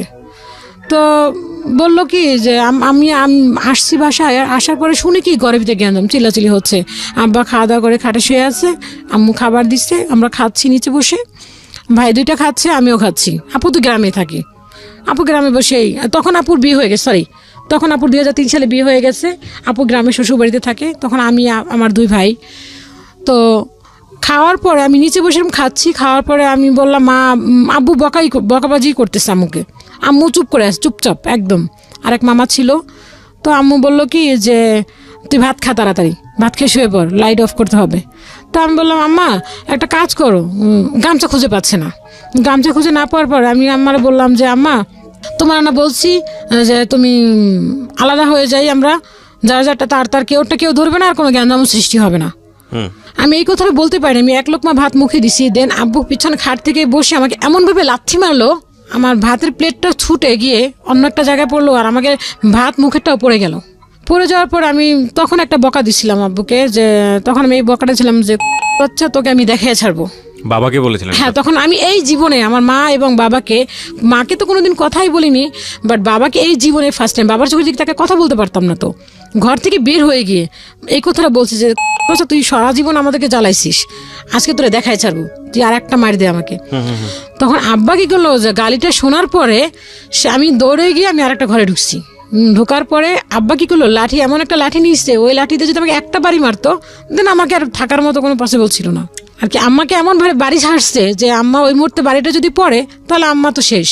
আম্মা তাড়াতাড়ি করে দৌড়ে রাস্তা উঠলো, আর আমি ওই রুমের ভিতরে দরজা লাগাই দিলাম, দেন ওই দরজা ভাঙা শুরু করতেছে, দরজা ভাঙতেছে, ভাঙার পরে এখন ওই দরজা ভাঙতে পারছে, পরে ওই লোকের ওই রুমের যে ওনার লোক হাজব্যান্ড ছিল উনি সামনে এসে খালো আপনি এটা কী করতেছেন, আপনি কেন আমার রুমের দরজা ভাঙতেছেন। এখন আমাকে না পেয়ে কী করলো, আমার মেশিনটাকে ভেঙে ফেললো, আমার মেশিনটাকে ধরে একদম পুরো জায়গায় ফেলছে, মেশিনটা পুরো খুলে টুলে অস্থির। পরে আমার মামা ছিল, ওই মামাটা কি করলো, ওইটা বাঁচাইলো। বাঁচানোর পরে আমাকে ঘর থেকে বের করে দিল। দেওয়ার পরে আমি কি করলাম, ওই রাত ওই বাসায় ছিলাম, ওই ফ্লোরে শোয়া, ওদের বিছানা আর কি একটা কাঁথা দিল আমাকে, তো ফ্লোরে শুয়ে রইলাম। শুয়ে থাকার পরে সকালে উঠলাম, উঠার পরে মনে হলো যে আমি ভাবলাম আমার এতটা কষ্ট লাগলো যে সারাদিন আমি আমি কষ্ট করে আসি, তারপরে কেন এত অশান্তি? তুমি টাকা চাইছো, তুমি ছোটোবেলা থেকে টাকা চাইছো, টাকা দিচ্ছি তোমাকে, আমি যতটুকু ইনকাম করি সবই তোমাকে দিই। আর আমি সারা রাত ধরে যেটা কাজ করি সেইটাই আমি নিজে খরচ করি, টুকটাক যেটুকু পাই, অনেক পরিশ্রম করি। তুমি টাকার জন্য যত কিছু করলাম, মা টাকা দিচ্ছে, আমি টাকা দিচ্ছি, তারপর তুমি কেন এত অশান্তি করবা? তোমার অশান্তিটা কিসের? তো কষ্ট লাগলো। তো দেন আমি একটা সমিতি করছিলাম, 200 টাকা করে রাখতাম, ওইখান থেকে কিছু টাকা পাইছিলাম, 6 থেকে 7 হাজার টাকা পাইছিলাম। ওই টাকাটা ছোটো মামাকে দেওয়ার কথা ছিল, ওই টাকাটা মামা ব্যাংকে রেখে দিবে, আমার জন্য একটা ডিপিএস করছিল। তো মামাকে টাকাটা দেওয়ার জন্য আমি রেখে দিছিলাম। তো ওই টাকাটা নিয়ে আমি কী করলাম, আমি আর থাকবো না, আমি আব্বার কাছে আর থাকবোই না, আমি বাসা থেকে বেরিয়ে হয়ে যাবে এখন। তো বের হয়ে গেলাম, বের হয়ে গিয়ে আমি একটা পাশের বাড়িতে, ওখানে মেবি মনে করেন 18টা না 20টা ঘর ছিল, তো ওই বাড়িতে আমি একটা রুম রাখলাম। রুম রেখে 1800 টাকা ভাড়া ছিল রুমটার। তো রাখলাম আমি, তখন মা ছিল না বাসায়, মা তো চলে গেল অফিসে সকালবেলা। আমি এইটা কাজ করলাম, আমি দোকানে আর গেলাম না, না গিয়ে আমি এই কাজগুলি করলাম। আমি আর থাকবোই না, আমার কথা হচ্ছে আমি থাকবো না। আমি দেখতে দেখতে এখন অতিষ্ঠ হয়ে গেছি, আমার পক্ষে আর সম্ভব না। আমি ইনকাম করে খাই, তাহলে আমি কেন তার কাছে থাকবো? তো এরকম করে করতে করতে পরে লাস্ট মোমেন্টে আমি চলে গেলাম। আব্বাও তখন কাজে চলে গেল। যাওয়ার পরে আব্বা আসলো, সে যে কাজে গেল, কাজে থেকে কাজ করলো না, সে চলে আসলো বাসায়। বাসায় চলে এসে সে কি করলো, আমি তো জাস্ট আমি চলে গেলাম, আমি রুম রাখছি, জাস্ট বলে আসছি, আমি অ্যাডভান্স টাকা দেইনি, জাস্ট আমি কথা বলে আসছি। আব্বা এসে কী করলো, আমার ঘরের যে কাপড় চোপড় যাচ্ছিল, আমি নিজের টাকাতে যেটুকু কেনাকাটা করছি, আর ওই জিনিসগুলি ঘরে কোনো কিছু কিনতো না। সে বলতো আমার ঘরে কিছু লাগবে না। বলতাম যে না আব্বা, একটা গ্লাস কিনি, একটা কিনি, মানুষ আসলে কি বলবে, ঘরে তো একটা পরিবেশ দরকার আছে, আমার কোনো কিছু দরকার নেই। তো আমি কিছু টাকা জমাইয়া মামাকে দিয়ে জিনিসগুলি কেনাইতাম, যে একটা মানুষ আসলেও তো আমাকে একটা এক গ্লাস পানি দেওয়ার জন্য একটা গ্লাস প্রয়োজন আছে আমার। তো ওই জিনিসগুলি আব্বা আমাকে দিয়ে দিল। আমি বললাম যে এই জিনিসগুলি আমার, সে আর কিছু বললো না, ওই জিনিসগুলি নিয়ে আমাকে বের করলো। দেন আমি একটা বিছানার চাদর কিনছিলাম। তো বিছানার চাদরটা কেনার পরে আমি যে আব্বা যে একটা চাদর কিনছিল, আমার বড় আপু আসার পরে ওই চাদরটা কেনার পর আপু যে চাদরটা কিনছিল আব্বুর টাকা দিয়ে, ওই চাদরটা তখন বিছানো ছিল, খাটে বিছানো ছিল। আর যে আমি যে একটা নতুন চাদর কিনছি, চাদরটা ছিঁড়ে গেছিলো আর কি, হালকা পাতলা ছিঁড়ে গেছিলো। তো ওই আমি নতুন চাদরটা যখন নিচ্ছি, নিয়ে আমার কাপড় চোপড় ভাঁজ করার জন্য আমি গিট্টু দিব, তখন আমার ভাই দুটাকে বলতেছে ওই চাদর রাখ। তো আমি বললাম কেন ওই চাদর দিব? তো আমি নিজে কিনছি, আমি সামনে দাঁড়ায়। তো বললো যে ওই চাদর, সরি, মাঝখানে আমার কাপড় চোপড় নিতে দিবে না, আমার কিচ্ছু নিতে দিবে না, ঘরের সব কিছু রেখে দিবে। তো আমি বললাম এগুলি আমার জিনিস কেনা, আমি কেন আপনি এগুলি রেখে দিবেন? তখন আবার আমাকে মারতে আসতেছে। তখন ওই বাড়ির ভিতরে একটা ছেলে ছিল, ওই ছেলেটা আমাকে পছন্দ করতো, বাট আমি জানতাম না। তো ওই ছেলেটা আমাকে এমনভাবে গাইড দিচ্ছিল, এলাকার মাস্তান টাইপের একটু ছিল, ওকে মনে করেন বিভিন্ন পুলিশ আর্মি র্যাব এগুলি ধরতো। তো ও খুব শেল্টার দিল আমাকে। তখন দরজার সামনে দাঁড়িয়ে বলল আপনি কোনো কথা বলবেন না, ওর জিনিসপত্র নিয়ে যাবে। তো নিয়ে যাওয়াতে ওই তখন চাদরটা আমার বললো যে এই চাদরে ঘুমাইছে না, এই চাদর কেন নিবে, এই চাদর নিয়ে যাবে, এইটা নিয়ে যাবে, এটাও ঘুমাইছে না, এটা ওর চাদর না, ঘুমাইয়া শীর্ষে কেন। তো আমি আর কিছু বললাম না, আমি ওই চাদর নিয়ে ওইগুলি নিয়ে আমার পাতিল, আমি একটা পাতিল কিনছিলাম আর কিছু কাঁচের জিনিস কিনছিলাম, ওগুলি নিয়ে আমি চলে আসছি। আসার পরে বাইরে বের করে দিল, তো আমার সব কিছু বের করে দিল। তখন আমি কি করবো, তখন চিন্তা করলাম আমি কি করব, কোথায় যাবে? তো রুম তো রাখি না, একটা মেয়ে মানুষ একটা রুম রাখবো। তখন আমি চিন্তা করলাম একটা মেয়ে মানুষ রুম রাখবো, ওখানে আমি থাকবো কি করে, এতগুলি ভাড়াটি একটা মেয়ে মানুষ থাকা কি সম্ভব? তো ওই যে ছেলেটা আমাকে পছন্দ করতো, তো ও কি করলো, ওইগুলি নিয়ে সব ওর রুমে রাখলো। ওর রুমে রাখার পরে কি করলো, আমি তখন মা আসলো, মা আসার পরে বললাম যে মা এরকম আমার ঘর থেকে বের করে দিচ্ছে, আমি কি করব, আমি রুম রাখছি ওই বাড়িতে, ওখানে আমি থাকবো। তুই ওখানে থাকতে পারবি? তাই বলে আমি থাকতে পারবো, কোনো সমস্যা নেই। পরে গেলাম, তখন গেলাম ও বাড়িতে গিয়ে রুম রাখলাম, রাখার পর ওদের সাথে কথা বললাম। তখন আর কি যে আম্মুর যে আর ওই যে খাট একটা ছিল ঘরে, আর একটা যে সুকের ছিল, ওইটা দিয়েছিল ওই যে মামাটা আমাদের যে মামিটা অনেক করতো, আম্মুকে বলছিল জব দিবে, ওই মামা ওই নানুর খাট, ওই নানুর সুকেস এগুলি দিয়েছিল আম্মুকে। ওগুলি আম্মুর জিনিস, তাই আম্মুকে দিবে না। আম্মুর কোনো একটা শাড়ি দিল না, আম্মুর কোনো একটা কিচ্ছু দিল না, সব কিছু রেখে দিল আম্মুর, ভাইদের জিনিসপত্র দিল না। তো আমি একা গেলাম, আমি গিয়ে করলাম, তো আমার জিনিসপত্র যেগুলো ছিল সবকিছু নিয়ে গেলাম। আপনার প্ল্যান কি ছিল, আপনি বাসা থেকে বের হয়ে কোথায় যাবেন? বাসা থেকে গিয়ে প্ল্যান ছিল কি আমি এখানে থাকবো না, আমি রুম নিয়ে আমি একা থাকবো, যে কোনো জায়গায় চলে যাবো, বাট এখানে তো বাসায় না থাকছেন। আমি আর আব্বুর কাছে থাকবো না। আমার টার্গেট হচ্ছে যে আমি সারাদিন কাজ করি, উনি টাকা চাইছে টাকা দিচ্ছি, বাট সে কেন এখন আমাকে এরকম ভাবেই করবে, মারবে কেন? আমি তো টাকা দেওয়ার কথা, এখন তো শান্তি হওয়ার দরকার। আমরা 4টা ভাই বোন, আমাদের সংসারটা সুখী হতে পারতো। 2টা ভাই বোন পড়াশোনা করছে, দেন তুমি টাকা চাইছো, আমার তো পড়াশোনা তুমি বন্ধই করে দিচ্ছ। তো সেক্ষেত্রে তো তোমার এখানে এরকম মারধর করার তো কোনো কিছু নাই। আম্মু যা ইনকাম করে সবই তোমাকে দিচ্ছে, তুমি তো ওভাবে যে আমাদের যে ভালো খাবার দাবার তাও তো তুমি দিচ্ছ না আমাদেরকে। তুমি তো একটা যদি একটা মুরগি আনতো, তো দেখা যাচ্ছে 1 মাস 2 মাস 6 মাস পরে একটা মুরগি আনতো এরকম ভাবে, হ্যাঁ, তো দেখা যেত, তাও তো আমরা কখনো কমপ্লেন করতাম না যে আব্বা অমুকের ঘরে আনছে তুমি আনো না কেন, তাও কখনো তো কমপ্লেন করতাম না। যা দিতা তাই তো খেতাম, টাকা দিতাম তাও তো ওরকম ভাবেই সুখী ছিলাম। তুমি চাইছিলাম শান্তি, তুমি তো শান্তি দিচ্ছ না। তখন ভাই দুটো আমার সাথে চলে আসলো, আমাকে নামাই দিছে। এখন আম্মু তো আর আমাকে একা রাখতে পারে না, যেহেতু আমি একটা উপযুক্ত মেয়ে, সেক্ষেত্রে আম্মু কেন আমাকে একা রেখে চলে যাবে। আম্মু আমার সাথে চলে আসলো, আম্মু চলে আসার পর 2টা ভাইও চলে আসলো। রাতে ঘুমাতাম কি করে, কিছুই দিল না। ফ্লোরে, শুধু ফ্লোরে আমার ভাইদের ব্যাগ ছিল, দেন আমার কিছু টুকরো কাপড় ছিল, জামা ছিল, ওগুলি মাথায় দিয়ে ঘুমাতাম। তো এক পর্যায়ে দেখা গেলো কোনো কিছুই দিচ্ছে না, আমাদের প্লেট গ্লেস আম্মু যেগুলি রাখছে ওগুলো কিছুই দিবে না। কি করলো, ওই যে ওই মামাটাকে ডাকলাম, ডাকার পরে ওই মামা আসলো, আসার পরে ওই মামা সালিশি করলো, বললো যে তুই এগুলি আব্বুকে বলো তুমি এগুলি কেন রেখে দিচ্ছ, এগুলো তো আমি দিচ্ছি, এগুলি আমার মায়ের জিনিস, ওকে দিচ্ছি, তুমি এগুলি কেন রাখলো? ওকে তো আমি যেতে বলি নাই। আমার আম্মুর কথা বলো, ওকে তো আমি যেতে বলি না, যেতে বলছি ওকে, ও চলে গেছে। ও কেন গেল? ও যাবে না, ও থাকবে, ও যাবে। হ্যাঁ, এই কথা বলার পর আম্মু বললো এটা কেমন, মামাটা বললো এটা কেমন কথা, যে তোমার এত বড় একটা উপযুক্ত মেয়েকে তুমি ঘর থেকে বের করে দিছো, তাহলে ও কোথায় যাবে, ও কোথায় থাকবে? তো এরকম এক পর্যায়ে দিলই না দেওয়াতে সে লাস্ট মোমেন্টে কি করলো, পরে মামা বললো যে তুমি যদি এগুলি না দাও, আব্বুর নাম ধরে বললো, তুমি যদি এগুলি না দাও তাহলে কিন্তু খুব খারাপ পর্যায়ে চলে যাবে, এগুলি সব কিছু দিতে হবে। তো মামা যখন হুমকি দিল, তো ওই মামারা ওই এলাকার স্থানীয় আর কি, অ্যাকচুয়ালি স্থানে মানে বাড়ি করছে, ওই ফার্মগেট এলাকাতে বাড়ি আছে ওনাদের। তো ওই হুমকির ভয়ে বললো কি যে ঠিক আছে। তখন আমার ছোট চাচা আমাদের ফার্নিচারগুলি যা যা ছিল একদম কড়াই থেকে ঢাকনা থেকে শুরু করে সব কিছু নিয়ে চলে গেল। আমাদের ঘরে ছিল শুধুমাত্র আপনার খাটটা ছিল, আর ওই সুকেশটা, যে আম্মার কাপড় চোপড়টি আর ভাইদের। বড় আপু গ্রামে, তো বড় আপুকেও আর কি, বড় আপু শ্বশুরবাড়িতে যে খুব ভালো আছে তাও না, কারণ বাবা বড় আপুর হাজব্যান্ডকে বের করে দিচ্ছিল শ্বশুরবাড়ি থেকে। যদি একটা জামাইকে বের করে দেয় সবাই তো ভালো মাইন্ডে নেয় না, আমার দুলাভাইটা একটু আর কি বদমেজাজি ছিল। তো আপু যে খুব সুখে আছে তাও না, আপুকে সারাক্ষণ এটা নিয়েই করতো যে তোর বাবা তো আমাকে বের করে দিছে, তোদের বাড়িতে আবার কেন যাব। তো মা বলতো যে তোমার শ্বশুর তোমাকে বের করে দিছে, এখন তোমার তো শ্বশুর নাই, তুমি এখন আমাদের বাসায় আসো। তো দুলাভাই খুব কমই আসতো, আপা আসতো, বছরে একবার আসতো আমাদের বাসায় বেড়াতে। তো এরকম করতে করতে এক পর্যায়ে চলে গেল যে আমি এখন বিভিন্ন দোকানে আর কি ডিজাইনের জন্য করতে লাগলাম, কাজ শিখতে লাগলাম, যে যেখানে দেখতাম বেশি ভালো ডিজাইন করে সেখানে আর কি শিখতে লাগলাম। যে প্রফিটের কথা খুব কম চিন্তা করতাম হচ্ছে যে যেখানে আমার যে এখানে একটা ঢুকলে কাজ শিখতে পারবো সেরকম ঢুকতাম এরকম করে যেখানে মহিলা আসছে, কারণ দেন পুরুষের ওখানে ঢুকতাম কিন্তু দেখতাম যে মহিলা কর্মচারী আছে, ওখানে থাকতাম, দেন বেশি করতাম না। তো এরকম করে কয়েকটা কাজ শিখলাম। শেখার পরে এক পর্যায়ে আসলো যে আম্মুর অফিসটা শিফট করবে উত্তরাতে। তো অফিসে শিফট করতে হলে তো আমি উত্তরাতে আমি কী করবো, ওখানে গিয়ে ওখানে তো আমার কাজ করতে হবে। ওখানে তো যে কাজ করব সেখানে তো আমার তো পরিচিত কোনো কেউ নাই, যে আমার আত্মীয় স্বজন বা কোনো ফ্রেন্ড সার্কেল কেউই নেই, ওখানে তো আমার কাজটা করতে হবে। কি করব পরে যে বুটিক্সটা কাজ করতাম ওইখানে কিছু হোলসেলার কাজ করতো ওই আপুটা। তো ওইখানে যে ম্যানেজার আসতো, যে সিনিয়র ম্যানেজার ছিল, তো ওই একদিন ওই ভাইয়াটা আসলো কারখানাতে, তো ওই আপুটা ছিল না শোরুমে, না থাকা থেকে আমি ওই সুযোগটা নেওয়ার পরে আমি নিচে নামলাম। আমি দোকান থেকে শোরুম থেকে বের হয়ে আমি বললাম যে ভাইয়া আমি যে ওখান থেকে শিফট করবো সেটা আর ওদেরকে বলিনি যে আমি চলে যাব উত্তরাতে। তো আমি বললাম যে ভাইয়া আমি তো এখান থেকে উত্তরা চলে যাব, আপনাদের তো অনেক কাজ দিচ্ছেন, তো আমি যদি এখান থেকে চলে যাই তো আমাকে কিছু কাজ দেওয়া যাবে? তো উনি বললো আপনি কোথায় যাচ্ছেন? আমি বললাম আমি উত্তরাতে শিফট করবো, আমার আম্মুর অফিস উত্তরাতে চলে যাবে, তো আমি উত্তরাতে চলে যাব। তো বলে ঠিক আছে, তা আপনি যখন যাবেন তখন আমাকে নক করেন।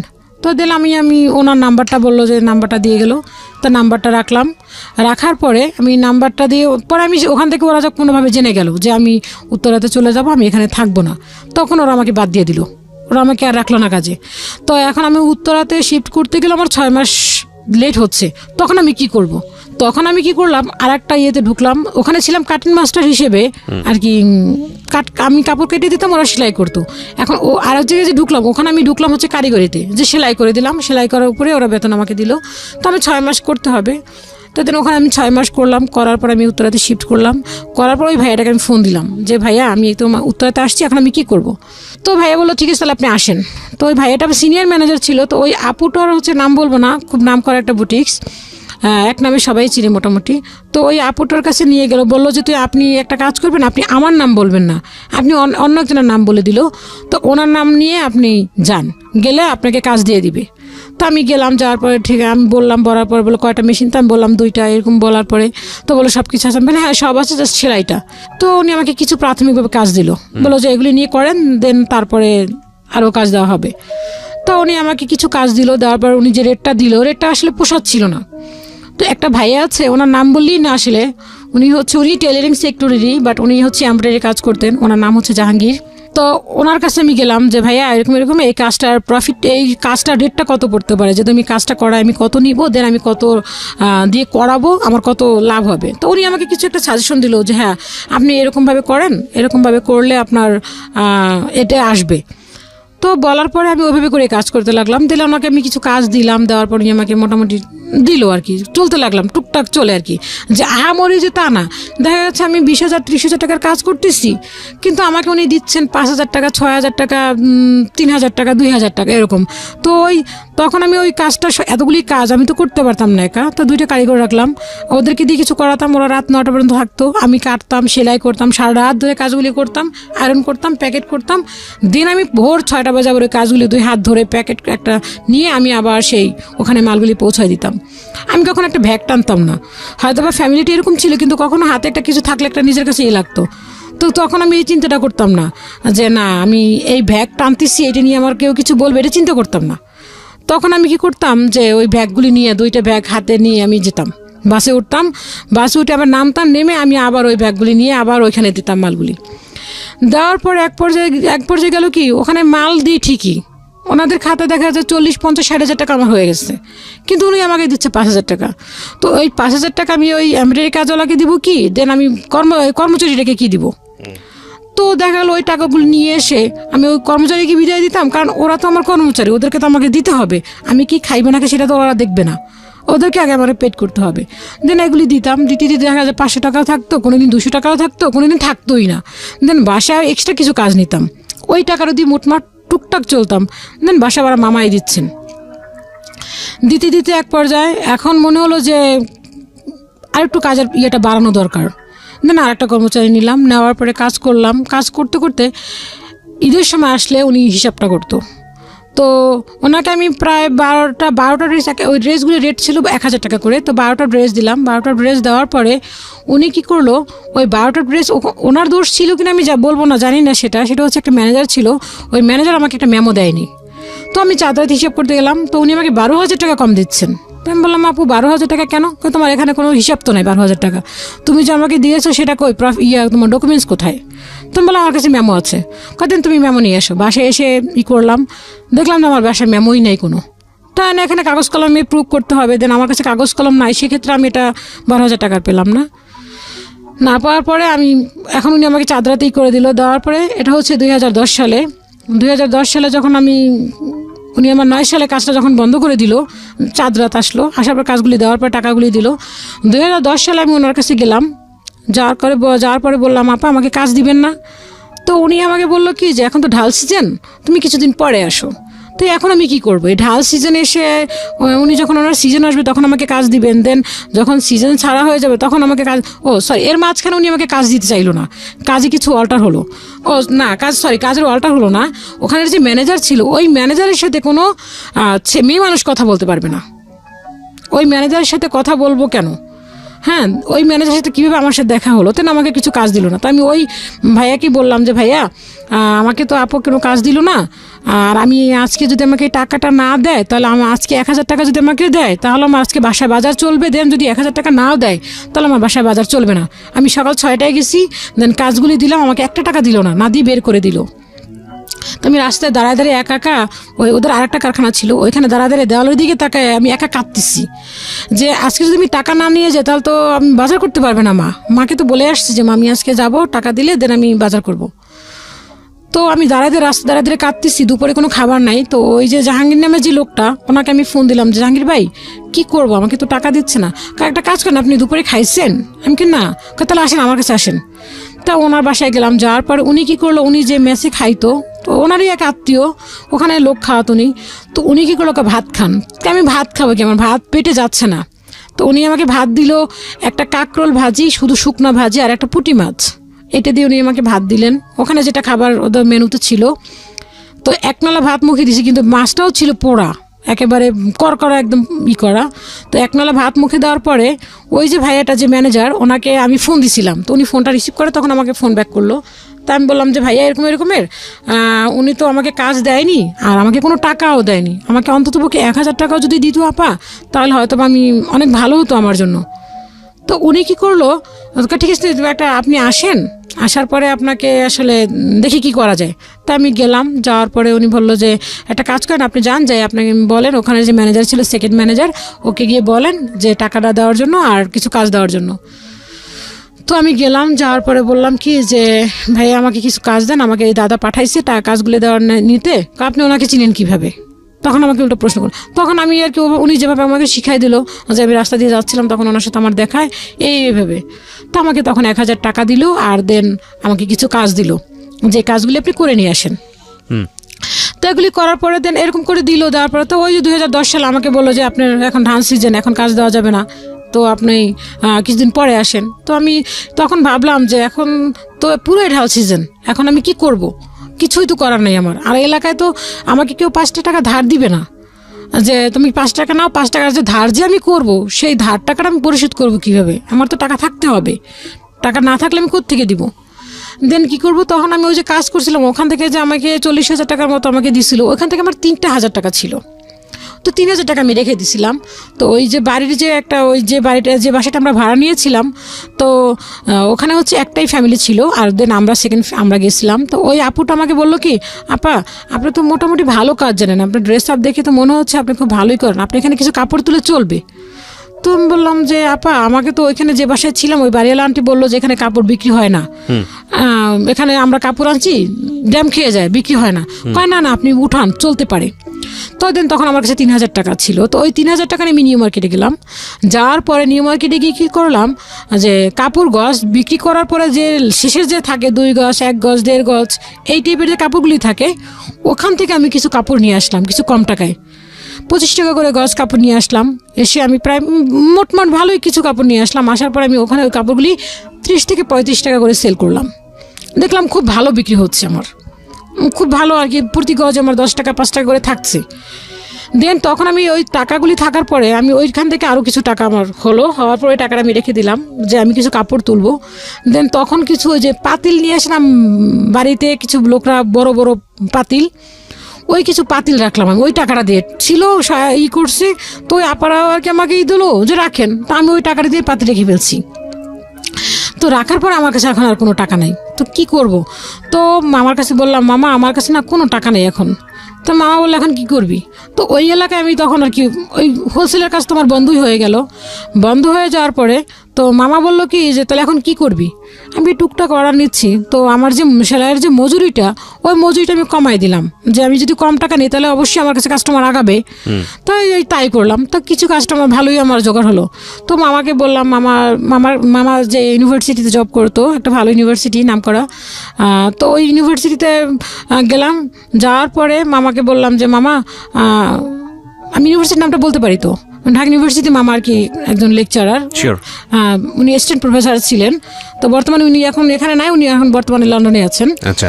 তো ওই মামার কাছে গেলাম, যাওয়ার পর মামা বললো কি তাহলে কী করবি তুই এখন? মামার ক্যাম্পাসে গেলাম, মামা তখন ওইখানে ইয়েতে ছিল। থাকার পরে মামা বললো কি তাহলে আমি কি মামা তাহলে আমাকে কিছু টাকা ধার দেন? হ্যাঁ তাহলে একটা কাজ করো, তোমাকে আমি কিছু টাকা ধার দেই। মামা তখন আর কি অস্ট্রেলিয়া থেকে আসলো, উনি 2 বছরে PhD করে আসলেন। তখন মামা আমাকে 7,000 টাকা দিল, যে তুমি আমাকে 7,000 টাকা আমি তোমাকে দিলাম, দেন তোমার 7,000 টাকা ব্যাক করতে হবে। আমি ঠিক আছে মামা, আমি 7,000 টাকা ব্যাক করবো।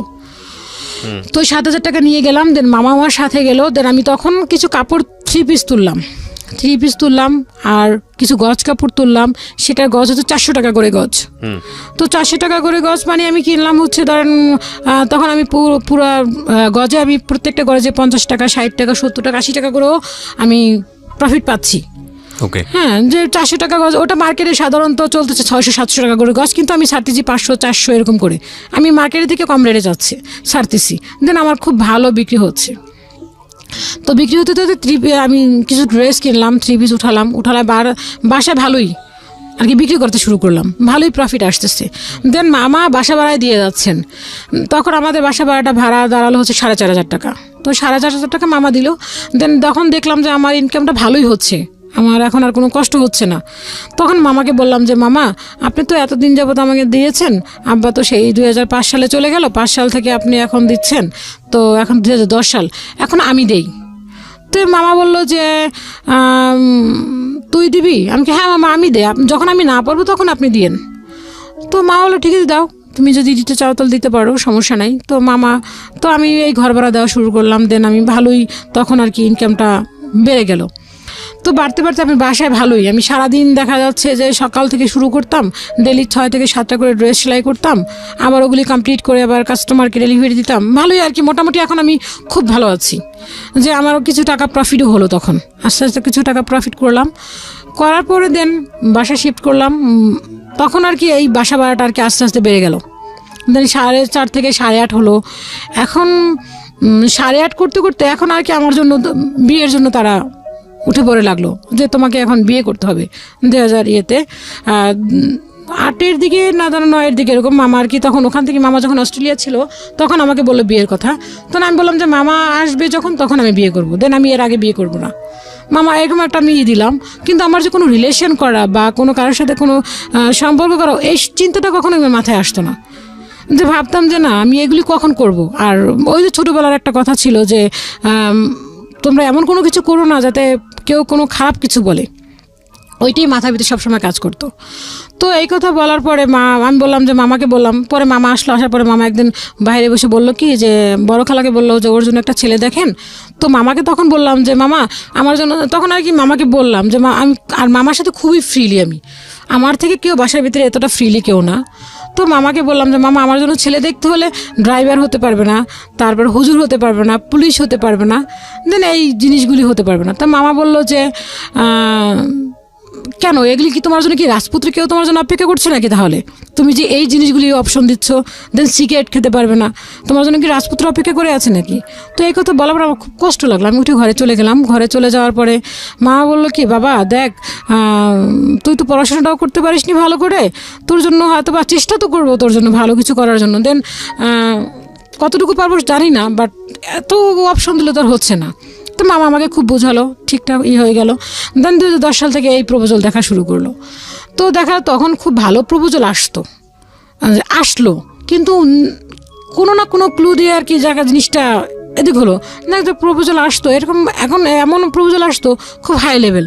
তখন মামা চিন্তা করলো ওর তো বাবা নেই, যেহেতু আমি থাকবো না, তখন মামার চিন্তা করলো মামা বাইরে শিফট করবেন, বাইরে ওখানে সেটেল হয়ে যাবে, তো এখানে তো আমি থাকবো না, সেক্ষেত্রে যে ও যদি কোনো সমস্যা হয় দেন কি করবে। কিন্তু ভাইরা তখন মোটামুটি ভালোই পড়াশোনাই করলো। তো ছোটো ভাইটাও মোটামুটি করতে লাগলো। তো মেজো ভাইটা আমার ইমিডিয়েটলি যে ছোটো, ও পড়াশোনাটা বন্ধ করে দিল। ও বললো যে আমি আর পড়বো না, ইন্টারমিডিয়েট কমপ্লিট করছে, করার পরে বললো যে আমি পড়বো না। দেন ও কী মনে করে দেন তারপর আবার পড়াশোনা শুরু করছে জানি না, তো আবার ইঞ্জিনিয়ারিং কমপ্লিট করেছে। তো এরকম করতে করতে পরে আমাকে বললো যে ঠিক আছে তুমি যেহেতু, আমি তখন আর কি অপশন দিলাম যে আমি এখন বিয়ে করবো না, মামা আসলে বিয়ে করবো। তো কিন্তু আমি যে কারোর সাথে যে রিলেশন করাটা এই সময়টুকু আমার ভিতরে ছিল না, কারণ আমি কাজ করতাম সারাদিন, কাজ করে দেখা গেল যে ওই টিভি দেখতাম, টিভি না দেখলে কাজ করতাম, এই আমার অপশন ছিল। তো এর পিছনে একটু যেতে হয়। 2006 সালে যখন আমার পড়াশোনাটা যখন বন্ধ হয়ে যায়, তো একটা ছেলে বলছিল যে ও ওপেন ইউনিভার্সিটিতে ভর্তি হবে। আচ্ছা, তো ওর কথা শুনে আমার কাছে না মনে হলো যে হ্যাঁ আমিও ওপেন ইউনিভার্সিটিতে ভর্তি হব, আমিও পড়াশোনা করব, ও যদি করতে পারবে ভর্তি করাতে। তো ওই টিচারকে ফোন দিলাম, ফোন দেওয়ার পর নিয়ে আসলো, সত্যি উনি আমাকে ওপেনে ভর্তি করে দিল।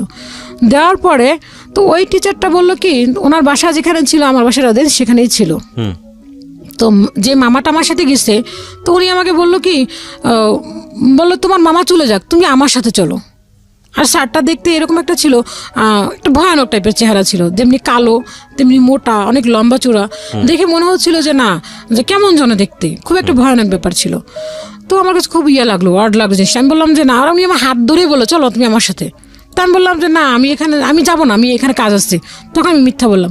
দেন উনি যে আমার হাত ধরছিল, ওর পর থেকে আর আমি যাই না, আমার এখানে পড়াশোনা করছি না। তো দেন পরে বিয়ের কথা আসলো, আসার পরে আমি বললাম যে না, আমি বিয়ে করবো না, মামা আসুক, মামা আসলে দেন বিয়ে করবো। তো বিভিন্ন প্রপোজাল দেখছে, দেখার পরে তো এক একটা বিভিন্ন রকমের একটা অজুহাত আসতেছে যে না, এই ছেলে এরকম, ওই ছেলে এরকম। কিন্তু আমার কথা হচ্ছে মামা আসবে, দেন তারপরে আমি বিয়ে করবো। কিন্তু আমার তো কোনো কারোর সাথে রিলেশন নাই, কিন্তু সবাই আমাকে বলে নিশ্চয়ই এই মেয়ের কারোর সাথে রিলেশন আছে, দেন নয়তো আগে বিয়ে হয়েছে, বিয়ে হওয়ার পরে দেন সম্পর্ক ভেঙে গেছে, এই জন্য এখন এই কথা বলছে। দেন আমি কোনোদিন কারোর সাথে রিলেশনই করিনি। হ্যাঁ, একটা ভাইয়াকে আমার খুব পছন্দ হয়েছিল, কিন্তু সেটা হচ্ছে ওই ভাইয়াটা আমাকে যথেষ্ট পরিমাণ পছন্দ করতো, কিন্তু ওনার স্ট্যাটাস দেন আমার স্ট্যাটাস অনেক উপরে। উনি একজন এডুকেশন লোক, যে পড়াশোনার ক্ষেত্রে ওনার সব কিছু হাই, এবং দেন ওনার স্ট্যাটাসও হাই, সেক্ষেত্রে আমি কিছুই না, আমি একদম শূন্য পর্যায়ে। দেন তারপর উনি কিছু কথা শুনে আমার খুব বিশ্বাস করে উনি আমাকে পছন্দ করেছে। দেন ওনারা মাকে গিয়ে বললো, ওনার মা বলার পরে ফার্স্টে ওনার অপশন হচ্ছে বরিশালের মেয়ে বিয়ে করানো যাবে না। দেন তারপর অপশন দিলে কি, ও তো পড়াশোনা না, মিনিমাম তো ডিগ্রি কমপ্লিট থাকতে হবে, তাহলে হবে। তারপর ওই ভাইয়াটা বললো, অনেক চেষ্টা করেছে, ওই ভাইয়াটা বললো যে মা তুমি একটা কাজ করো, তুমি ওর ছবিটা দেখো, পড়াশোনা তো নাহলে আমাদের যে সম্পত্তি যা আছে, আমাদের তো অটুট সম্পত্তি, ওনাদের এতটাই সম্পত্তি যে অফুরন্ত, আমি নিজে দেখেছি ওনাদের অফুরন্ত সম্পত্তি। তো বলে যে আমাদের যে এত কিছু, আমি তো একাই, এখানে তার কেউ নাই, তাহলে তো ওদের পড়াশোনা তোকে করানো যাবে, সেটা কোনো ব্যাপার না, তুমি একটু ছবি দেখো। না, ছবি দেখা যাবে না, দেন হচ্ছে বরিশালের মেয়েরা ভালো হয় না। তো এটা গেল, ওটা চলে গেল। তো আমি আর ওনার সাথে আমার ভালো লাগতো, ওনাকে আমার অনেক ভালো লাগতো, ওনাকে এরকম ভালো লাগতো। যদি উনি আমাকে একদিন বৃষ্টিতে ভিজছি, উনি আমাকে বলছে যে ভাইয়া যাও তুমি চুলটা ধুয়ে আসো। আমি ওই রাত্রে ঘুম থেকে উঠে চুল ধুয়ে আসছি। আমার বলে কি হয়েছে, পাগল হয়ে গেছে মনে হয়, দেখ এতটা ওনার প্রতি আমি দুর্বল হয়ে গেছিলাম। দেন উনিও অনেক দুর্বল হয়েছিল আমার প্রতি। তো যেন পরে আমি বললাম, যেহেতু মা চাচ্ছে না যেখানে, সেখানে কখনো সুখী হওয়া পসিবল না। তো যাই হোক, এটা চলে গেল, ভাইটা বিয়ে করলেন। তো আমি কারোর সাথে রিলেশনে যেতাম না, কারণ রিলেশনে যাওয়া মানে হচ্ছে, কেন রিলেশনে যেতাম না, যে বড় আপু রিলেশন করেনি, সেটা হচ্ছে বড় আপুকে দুলাভাই পছন্দ করে বিয়ে করেছে আপুকে। দেন এভাবে বিয়ে করেছে যে আপু আমার মামার পা ধরে নিচ্ছে, সেখানে বড় আপুকে যে পরিমাণ টর্চার করছে, সেক্ষেত্রে তো আমি রিলেশন তো কখনোই করবো না। তো আমি আমার ফ্যামিলি থেকে কিছু শেখার কারণে আমি যে কথাগুলি বলতাম, মানুষের এই কথার উপর ভিত্তি করে বলতো কি যে না, এই মেয়ে রিলেশন করছে, সম্পর্ক করে সে ছ্যাঁকা খায়, এই জন্য এরকম অবস্থা করতেছে, এই জন্য দেন সে এরকম করতেছে। তো আমি আসলে এটা কখনোই চিন্তাও করিনি যে আমি রিলেশনে যাব। আমার সবসময় অপশন ছিল যে আমি রিলেশন করে বিয়ে করবো না, আমি সেটেল ম্যারেজ করবো, কারণ হচ্ছে সবাইকে নিয়ে করব। কেউ যেন আমাকে বলতে না পারে যে না, ও অমুকে দেখছি প্রেম করে বিয়ে করছে, প্রেম করে বিয়ে করে এই অবস্থা হয়েছে, এটা যেন কেউ বলতে না পারে। আর যে ডিভোর্স নামের যে শব্দটা, এই জিনিসটা আমার মাথার মধ্যে সবসময় কাজ করে। তো এরকম পর্যায়ে চলে গেল। চলে যাওয়ার পর এখন প্রপোজাল আসার পরে বলে কি যে প্রাথমিকভাবে হচ্ছে যে তুমি মেয়ের বাবা আছে, বাবা কি করেন? তো যখনই বলে যে বাবা নাই, মা হয়তো বা বলে যে বাবা আছে, খোঁজখবর নিচ্ছে না বা বিয়ে করছে এই সেই, তখনই না কেমন একটা মোড় ঘুরে যায়। যখনই আবার বলে যে না ঠিক আছে বাবা নাই, সমস্যা নাই, কিন্তু বাড়ি এখানে কি জমি টমি আছে নাকি, যে এলাকাতে আমরা থাকি যে এখানে জমি টমি আছে, যখন বলে যে না জমিও নাই, তখন বলে কি যে না কোনো কিছু কি, কোনো ছেলেকে কোনো অপশন কি দেওয়া যাবে কিনা এই সেই। তো এরকম করতে করতে পরে মামা একটা প্রপোজাল নিয়ে আসলো, সেটা হচ্ছে আমাদের গ্রামেরই একটা ছেলে, আমাদের এখানকার পড়তো। তো ছেলেটা মাস্টার্স কমপ্লিট করা ছিল। দেন ওকে অপশন দিয়েছিল মামা হচ্ছে জব দিবে, জব দিয়ে মামা বলছিল যে মামা একটা ভার্সিটিতে জব দিয়ে দিবে, জব দিয়ে গিয়ে ওকে আমার কাছেই করবে। তো মামার সবসময় ইচ্ছা ছিল যে আমাকে একটা ভালো ফ্যামিলিতে বিয়ে দিবে, একটা শিক্ষিত ছেলে, কারণ আমার ভাগ্নিটা ছোটোবেলা থেকে অনেক কষ্ট করেছে। সেক্ষেত্রে যদি একটা ভালো ছেলে, একটা শিক্ষিত ছেলে দেয়, তাহলে হয়তো ওর লাইফটা অনেক ভালো পর্যায়ে চলে যাবে, ওর এই কাজটাও আগাতে পারবে। আর যদি কাজটা না করাতে চায় সেটা পরের ব্যাপার। তো ওই ছেলেটাকে আনলো, ছেলেটা আমাকে পছন্দ করলো, করার পরে দেখা গেল কি যে মামা বললো যে গভর্নমেন্ট জবের কথা। তো গভর্নমেন্ট জবের কথা নিয়ে বলার পরে এক সময় হলো কি যে ও আমাকে এতটাই পছন্দ করতো যে আমি যদি বলতাম এখন রাত তাহলে রাত, যদি বলতাম দিন তাহলে দিন। তা আমার নিজের মাথার মধ্যে একটা কাজ করলো যে এত ভালো মানুষ হয় কি করে, তার ভিতরে বিন্দু পরিমাণ কি রাগ হতে পারে না? আমি যে এত রাগ দেখাচ্ছি, যে এত কিছুই করতেছি, তার ভিতরে বিন্দু পরিমাণ রাগ নাই। তো আমার কাছে মনে হলো যে আমি তাকে একটু ট্রাই করি। তার কারণও হচ্ছে আমি একটা অসুস্থ ছিলাম, তো অসুস্থতা থাকার কারণে উনি আমাকে বললো যে মিরপুর দিয়ে আসতেছিলাম, তখন বলে তুমি একটা কাজ করো, তোমার হার্টটা টেস্ট করো।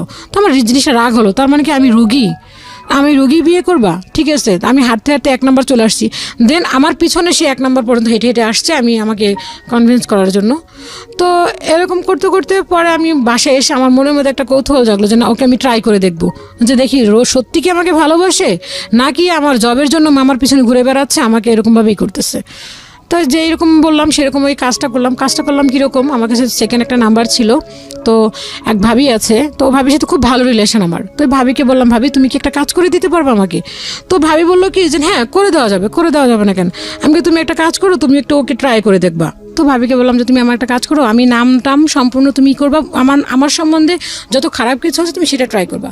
ও এরকমভাবে থাকতো, সেটা হচ্ছে কি আপনার দেখা গেল যে আপনার ওই যে অফিস থেকে বের হলে আমাকে ফোন দিত, অফিসে ঢোকার সময় ফোন দিত, একটা ইংলিশ নিউজে ছিল। তো এরকম করতে করতে দেখা গেলো আমার এই সন্দেহ হওয়ার কারণে ভাবিকে বললাম, তো ও প্রতিদিন সন্ধ্যার সময় অফিস থেকে বের হলে আমাকে ফোন দিয়ে বেরোতো যে আমি বের হচ্ছি। তো এটা বলার পরে তো ওই ভাবিকে নাম্বারটা দিলাম, নাম্বারটা দেওয়ার পর ভাবি আমি যা বললাম ঠিক সেম তাই করলো। বলার পরে আমাকে আমি তখন ওই ভাবি বলার পরে ও আমাকে ফোন দিয়ে বললো কি যে আমাকে না একটা মেয়ে ফোন দিচ্ছে, বলতেছে তুমি এরকম আমি আরও কি বলতাম, কিন্তু তুমি কি বলছো? পরে বলতেছে যে এরকম যে ওর আমি বাসায় গিয়ে ফোন দিব, এইটা বলছে। তো আমি বললাম ঠিক আছে দেখো কি বলছে তোমাকে। আমাকে কিছু বলে নাই, জাস্ট তোমার নাম বলো তোমার বান্ধবী। তো এই কথা বলার পর প্রতিদিন সে সন্ধ্যা 6টায় আমাকে অফিস থেকে বের হয়ে ফোন দেয়, কিন্তু ওই সময় আর আমাকে ফোন দিল না। সে কী করলো, বাসায় গিয়ে ওই ভাবির সাথেই বললো কি, ভাবিকে বললো যে আমি বাসায় গিয়ে আপনাকে ফোন দিব। তো সে কী করলো, বাসায় গিয়ে সে ড্রেস চেঞ্জ না করে ওই ভাবিকে ফোন দিল। তো ভাবিকে ফোন দিল, ভাবির সাথে সে কথা বললো 22 মিনিট 23 সেকেন্ড কথা বললো। সে বললো যে ভাবি বললো যে আপনি কেন ওই মেয়েকে বিয়ে করবেন? সে আমাকে যে আমার বাবার ব্যাপারে, আমি যে এতটা কাজ করতেছি বা এরকমের, সে আমাকে যত পরিমাণ নিচে নামানো দরকার অ্যাকচুয়ালি, যেরকম নিচে নামানো যায় ঠিক সেভাবে আমাকে, এক কথা বলতে সে আমাকে করুণা করতেছে এরকম ভাবে। তো বললো যে আমি তো এই মেয়েকে তো আমার যোগ্যই না কোনো, এই মেয়েকে বিয়ে করতেছি শুধুমাত্র এই কারণে। তো এই কথা বলার পরে তো আমার না জিনিসটা শুনে অনেক খারাপ লাগলো, যে তার মানে কি মেয়েটা, তার মানে কি আমাকে সে করুণা করতেছে, তার মানে দেন আমাকে বিয়ে করার জন্য সেই করতেছে না, জবের জন্য। তার মানে সে যদি জব না থাকে দেন আমাকে তো অবশ্যই টর্চার শুরু করবে। ঠিক ওই মুহূর্তে তার একটা অ্যাপয়েন্টমেন্ট লেটার আসছিল গভর্নমেন্টের জবের, মামা ট্রাই করছে, পরে এক মামা বলছিল যে ওখানে ইন্টারভিউ দেওয়ার জন্য। দেন আমি তখন ওনার কথাটা শুনে আমি ফোনটা অফ করে দিচ্ছি, আমি আর ফোন খুলতেছি না, আমাকে কেউ পাচ্ছে না। আমার এতটা কষ্ট লাগলো, আমি শুয়ে কাঁদলাম কতক্ষণ। দেন তারপরে এই কথা বলার পরে আমার খুব কষ্ট লাগলো, আমি কাঁদার পরে বললাম কি যে আমি বিয়েই করবো না। তার মানে কি আমি পড়াশোনা না, আমার বাবা নেই, আমার বাবা এই করে, এজন্য কি আমাকে সে বিয়ে করে যাবে? আপনি ফ্যামিলি থেকে তখনও রিটাস্ট, আপনি আলাদা থাকছেন? না, আমি তো বাবা মায়ের সাথে থাকছি তখন মায়ের সাথে থাকছেন, কিন্তু বাবা থাকে না। বাবা আমাদের কাছ থেকে সেই 2005 সাল থেকে চলে গেছে। নিজের সংসার নিজেই চালাচ্ছেন? হ্যাঁ, নিজেই চালাচ্ছি। মামা দিন বাসা ভাড়া দিত, দেন এখন তো মামা বাসা ভাড়া দিচ্ছেন না, তখন আমি নিজেই দিচ্ছি বাসা ভাড়াটা। দেন খাবারের খরচটা আম্মু দিচ্ছেন, দেন কিছু দরকার হলে পড়াশোনার খরচটা হচ্ছে মামা কিছুটা বের করতেন। তো এই কথা বলার পর আমার খুব কষ্ট লাগলো। তখন মামাকে বললাম যে মামা, ফোন দিলাম তখন রাতে মামাকে, তখন মামা হচ্ছে আপনার ইয়েতে থাকে, মামা তখন ইউকেতে চলে গেছে। তখন মামাকে বললাম যে মামা এরকমের ও না এইগুলি বলতেছে। তখন মামা আমাকে বকা দিল, বললো তুই বেশি পণ্ডিতি করলি কেন? আমি বললাম মামা আমি বিয়ে করবো না জীবনে, কারণ যে আমাকে পছন্দ করে না, আপনার জবের পছন্দ করছে, সে আমাকে সারা জীবনভাবেই তো এইভাবে খোটা দেবে, হয়তো তার ফ্যামিলি ভালো, ঠিক আছে, আমি তাকে বিয়ে করবো না কোনোদিন।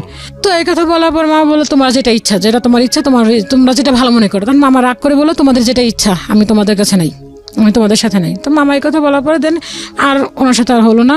দেন এই পর্যন্ত চলে গেল। চলে যাওয়ার পরে আমার যেন প্রপোজাল আসার পরে একটাই প্রবলেম, যে বাবা থাকতে হবে, দেন বরিশালের মেয়ে কেন? মেন প্রবলেম হচ্ছে বরিশাল। তার মানে কি বরিশাল দেখে এজন্য তো আমার হবে না। আমরা তো বলে কি মেয়ের আগে বিয়ে হয়েছে, নাহলে কেন কোনো মেয়ে কি একটা 29 বছর বা 28 বছর একটা মেয়ে কি একা কখনো থাকে নাকি? নিশ্চয়ই দেখেন আগে কতটা রিলেশন করছে, দেন তারপরে সে এই কাজে আসছে। তো এরকম করতে করতে মনে হলো যে না, এখন আর আসলে দেখা যায় প্রপোজাল আসে, তখন আমি মনে করলাম যে না, এখন আমি আসলে ঘরে বসে থাকবো না। আমার তখন ইচ্ছা হলো যে না, আমি কিছু একটা করবো।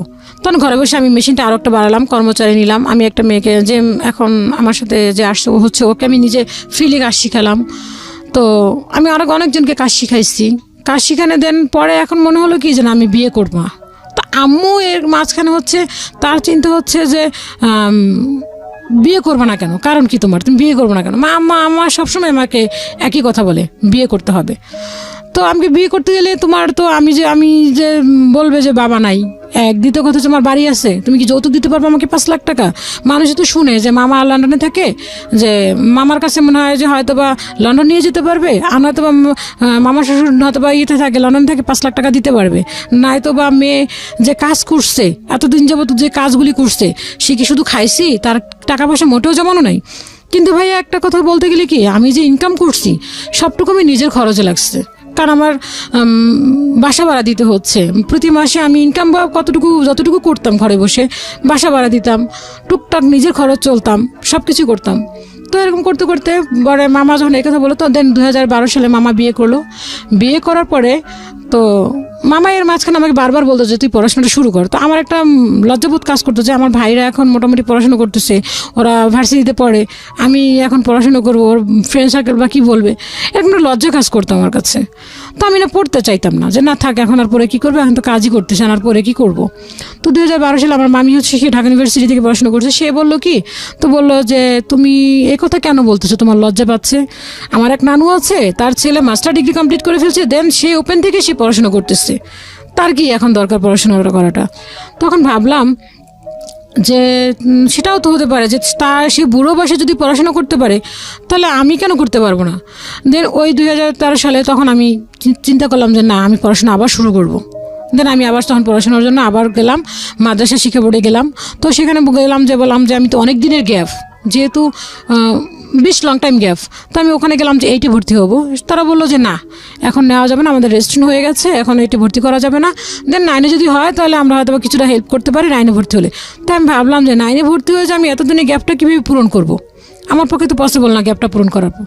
তো ওরা আমাকে নিল না। পরে একজনে বললো যে একটা কাজ করো, ওপেনে যাও। তো আমি ওপেনে গেলাম। ওপেনে যাওয়ার পর ওখানেও সে ভয়টা পাচ্ছি যে আমি এখন এতদিনের গ্যাপটা কীভাবে পূরণ করব, এটা তো পূরণ করার মতো না, আমি তো অনেক দিন যাবত ছেড়ে দিয়েছি পড়াশোনাটা। তো ওখানে আমি 9-এ ভর্তি হলাম। হওয়ার পরে কি করব, পড়াশোনার জন্য তখন আমি চেষ্টা করতেছি আর কি চালানোর জন্য, তো কিছুই বুঝতেছি না। তখন আমি পড়াশোনার আর কি কাজও করতেছি। তখন একটা টিচার ডাকলাম। টিচার মানে আমার থেকে বয়সে অনেক ছোটো, আমার ছোটো ভাইয়েরও ছোটো।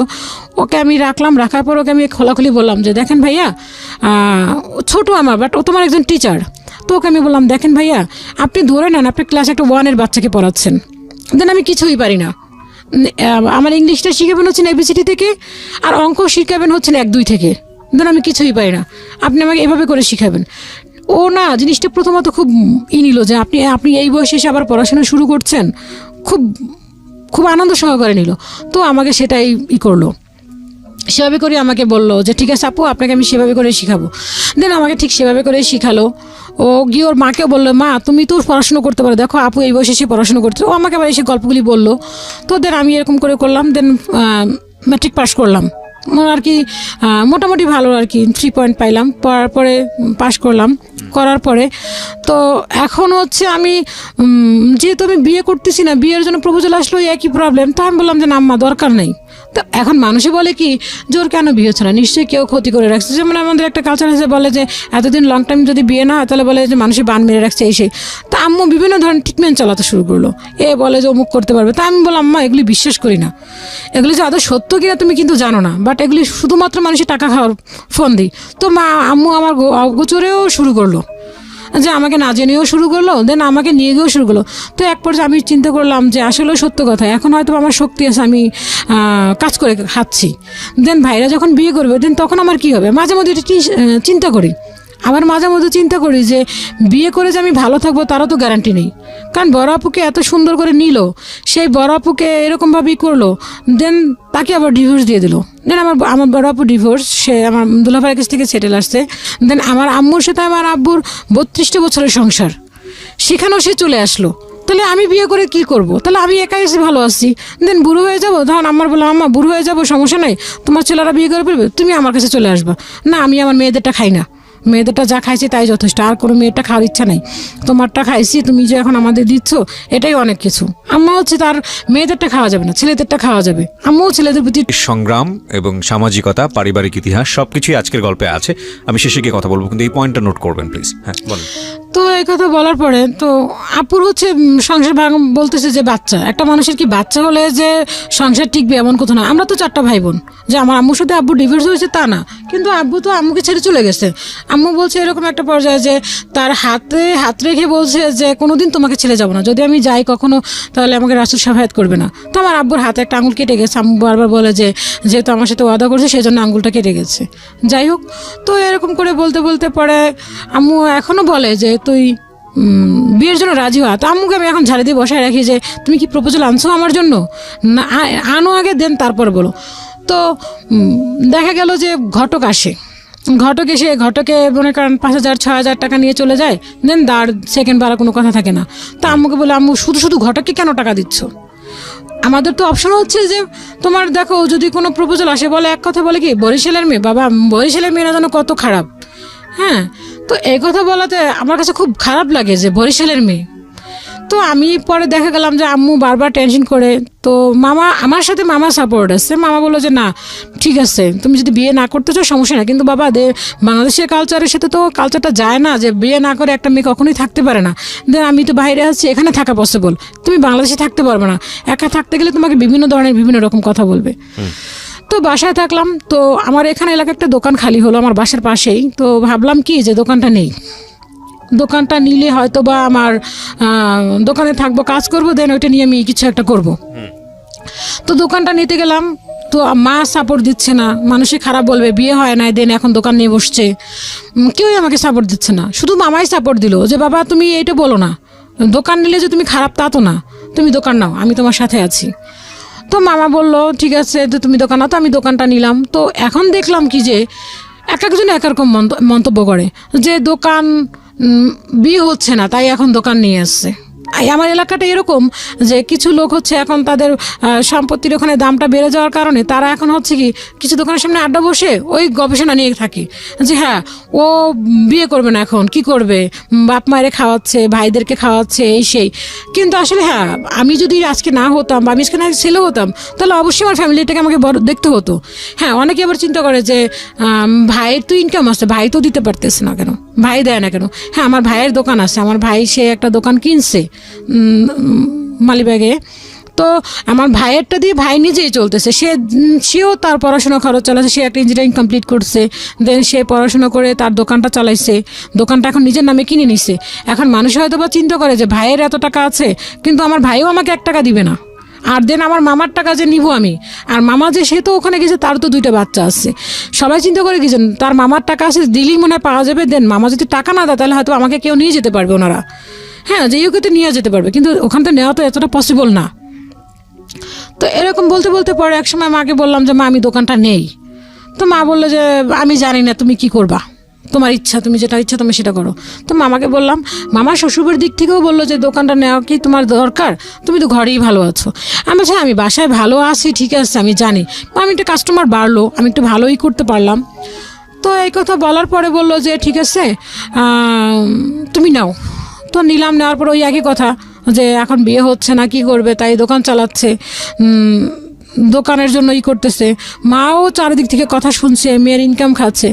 তো মা চারিদিক থেকেই আর কি করলো। তো দেখা গেল কি এখন এমন একটা পর্যায়ে চলে আসলো যে ওই যে কোনো এক সময় ছিল যে এরকম বিয়ে করবো না, ওরকম বিয়ে করবো না, একটু শিক্ষিত ছেলে যাচ্ছি, এরকম একটা পর্যায়ে চলে আসলো। তো এখন আমি হচ্ছে কি যে মা যখন বারবার যখন বলে তখন রাগ করে বলে যা বিয়ে করবো। তো মা দেখা যায় এমনও প্রপোজাল নিয়ে আসে যে সে ম্যারিড পারসন, তো বলে যে হ্যাঁ রাজি হও। তো আমি চিন্তা ভাবনা করি যে হ্যাঁ রাজি হয়ে যাই, বিয়ে করছে থাকগা, সমস্যা কি, মা তো সুখী হবে, মা তো চিন্তামুক্ত হবে যে না বিয়ে করছে।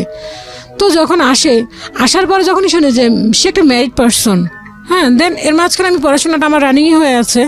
তো যখন শুনে যে ম্যারিড পারসন বরিশালের মেয়ে, তখনই বলে কি বাবা বরিশালের মেয়ে এটা যেন কত না যেন ডেঞ্জারাস হয়। তো এই কথা বলাতে মাকে বলে মা দেখো একটা সে বিবাহিত ছেলে, সেও এরকমভাবে করতেছে যে বরিশালের মেয়ে, দেন তারও একটা চাওয়া পাওয়া থাকে যে না টাকা পয়সা দিতে পারবো কিনা এই সেই। তো দেখলাম মার মুখের দিকে তাকাইয়া তখন দেখলাম যে ফেসবুকে সাধারণত যে ওই যে পাত্রপাত্রী যে বিজ্ঞাপন যে হয় .com-এর, তো ওখানে আমি আমার ফ্যামিলির সাপোর্ট নিয়ে মামাকে বললাম যে মামা এরকম এরকম সবাই যেহেতু বলে আমাকে বিয়ে করার জন্য, তো ঘটক দিয়ে তো এরকম এরকম হচ্ছে না, তাহলে আমি একটা এরকম স্ট্যাটাস দেই যদি আপনারা অনুমতি দেন। দেন আমার ভাইও একটা স্ট্যাটাস দিল, ওখানে দেখলো কি যে ম্যাক্সিমাম হচ্ছে খারাপ, 99% হচ্ছে খারাপ, ফাউল। দেখা যাচ্ছে ফাজলামো করতে আসে, যে দেখা যায় কিছুদিন কথা বলবে, দেন তারপরে তার সাথে কথা বলবে, দেন তারা এরকমভাবে প্রপোজাল দেয় যেগুলি বলার মতো না, এরকমভাবে তারা কিছু প্রপোজাল দেয়। তো মামার সাথে দেখা যাচ্ছে, আমার সাথে কেউ কথা বললে দেন আমি ফার্স্ট টাইম মামাকে দিই। তো মামা বললো কি তাহলে তো একটা কাজ করিস, তো আমার নাম দিস না। সবাই মনে করে যে বাবা আমার অনেক টাকা পয়সা আছে, তোদেরকে দিতে পারবো, বা তোর যার সাথে বিয়ে হবে তাকে দিতে পারবো, দেন তোকে নিয়ে আস, তাকে আমি নিতে পারবো, তাহলে দিয়ে আমার অ্যাড্রেসটা আমার কথা বলিস না। তা আমি বললাম যে না মামা, যে ছেলে আমাকে এরকমভাবে যে জানবে যে না আমি কিছুই দিতে পারবো না, আমি একবেলা ভাতও খাওয়াতে পারবো না, তাই সেই ছেলের কাছে আমি যাব। আর যদি দেন না হয় বিয়ে, তাহলে দরকার নেই। তো আমি নামাজ পড়তে পারি, আমি 5 ওয়াক্ত নামাজ পড়ার চেষ্টা করি। তো নামাজে বসলে সবসময় একটা কথা বলি আল্লাহর কাছে, যে আল্লাহ যদি মনে হয় যে না আমার আপুর মতো আমার মায়ের মতো জীবন হবে, তাহলে আমি বিয়ে করতে চাই না, দেন আমি সারা জীবন একা থাকতে চাই। কারণ আপুকে দেখছি যে একটা মেয়ের ম্যারিড পার্সনের ম্যারিড হওয়ার পরে যেন বাবার বাড়িতে আসলে তার যে কতটুকু সাফার করতে হয়, সেটা একটা যে মেয়ে না হয়ে সে বুঝতে পারবে না। দেন আমার মায়ের বেলাও, আমার মাকে সবাই বলে খারাপ, কিন্তু আমার মাকে তো আমরা দেখে আসছি শিশুকাল থেকে, জন্মের পর থেকে দেখে আসছি যে আমার মা কতটুকু পরিমাণ আমার বাবার কাছ থেকে সাফার করছে, এবং মা কোনো কথাও বলতো না, তারপর আমার মা কত কিছু সহ্য করছে। তো সেরকম যদি আমার জীবনে তা দরকার না, আমি একাই থাকি, নামাজ পড়ে আল্লাহর কাছে একই কথা বলি। তো এরকম করে বলতে বলতে পরে বিজ্ঞাপন দিলাম ফেসবুকে, দেওয়ার পর ওই একই কথা আসে, ওইরকমই সবাই ওরকম ব্যবসায়। তো দেন কিছুদিন আগে একটা এরকম আমার মেসেঞ্জারে নক করে বললো কি যে সালাম দিল, দেন সালাম দেওয়ার পর বললো কি আপনি কি বিয়ের জন্য আগ্রহী? তো আমি বললাম হ্যাঁ আমি বিয়ের জন্য আগ্রহী।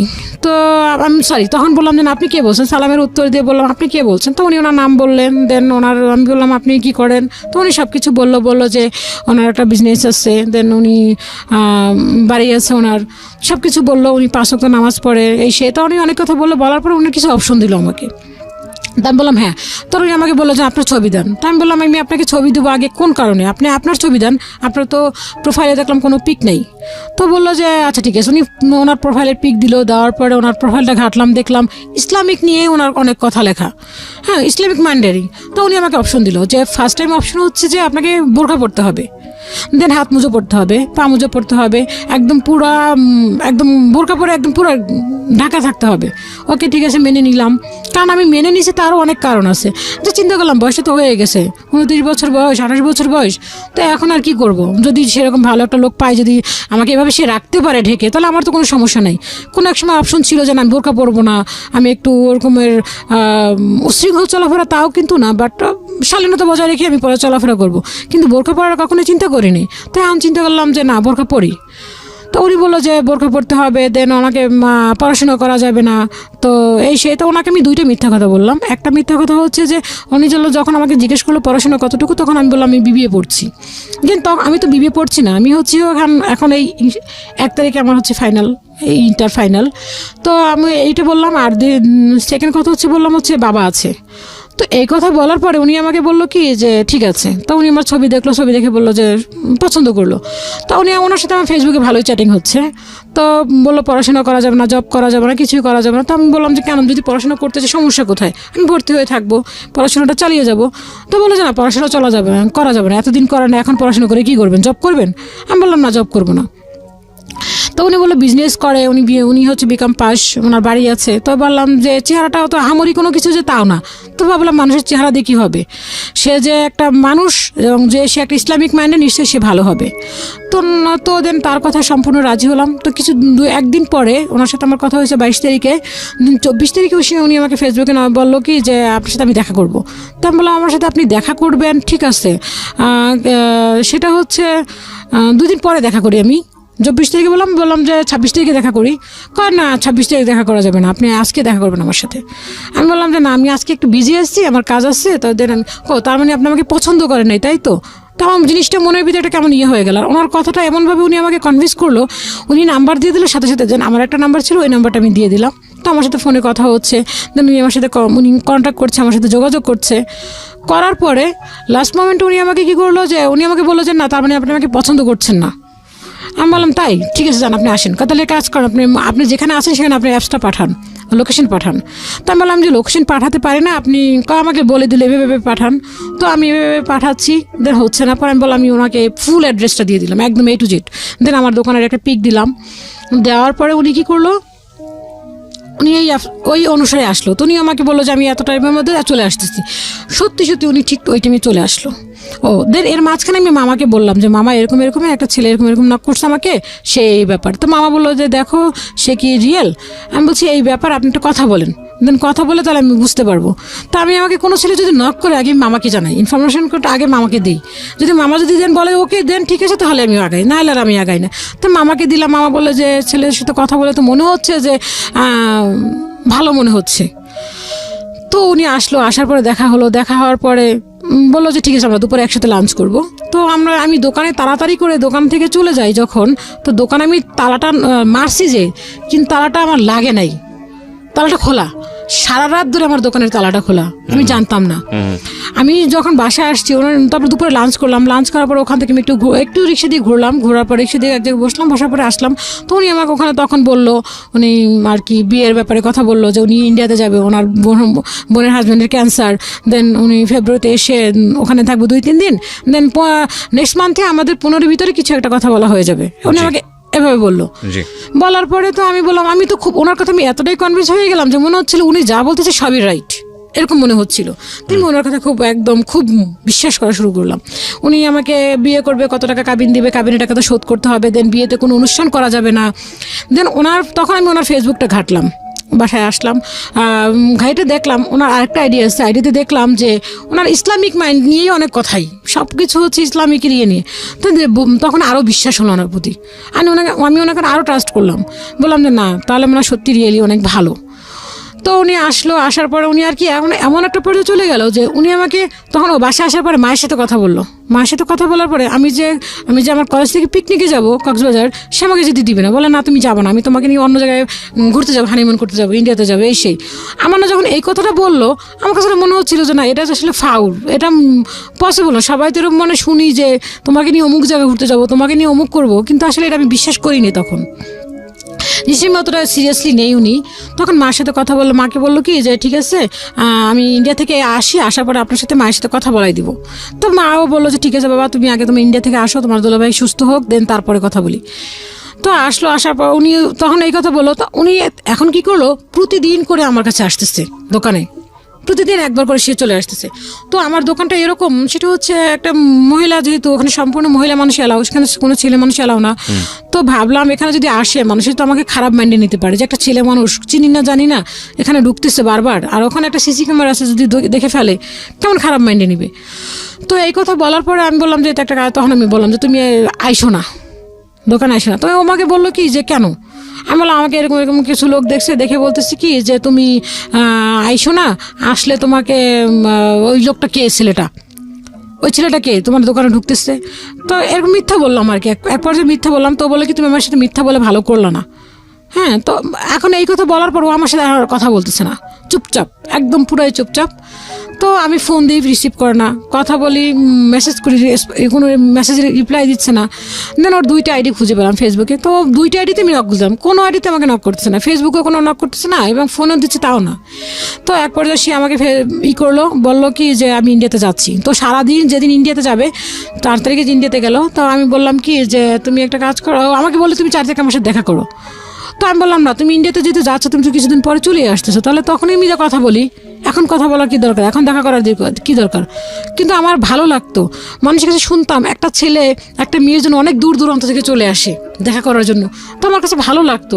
কিন্তু আবার খারাপও লাগতো যদি মানুষে খারাপ বলে, যদি খারাপ চিন্তা আসে মানুষের মাথায়, যদি একটা খারাপ রটাই দেয় আমার ব্যাপারে, তখন আমার মা ফ্যামিলি সবাই কোথায় যাবে, ওদেরকে তো খারাপ মন্তব্য করবে মানুষে। তো এই কথা পরে এরকম করতে করতে পরে 4 তারিখে আমি আর দেখা করতে গেলাম না। দেখা করতে না যাওয়াতে সে আমার সাথে কথাই বলছে না, একদম টোটালি কথা বলছে না। তো সে কি করলো, ইন্ডিয়াতে যাওয়ার পর সে ইন্ডিয়াতে গেছে, তো রাত 10টা বাজে তাকে আমি একটা করলাম, ফোন দিলাম, সে ফোন ধরতেছে না। দেন তখন আমি একটা ভিডিও কলে কথা বললাম, দেখলাম সে ইন্ডিয়াতে যাচ্ছে। সে ফেসবুকে স্ট্যাটাস দিল ঢাকা টু কলকাতা।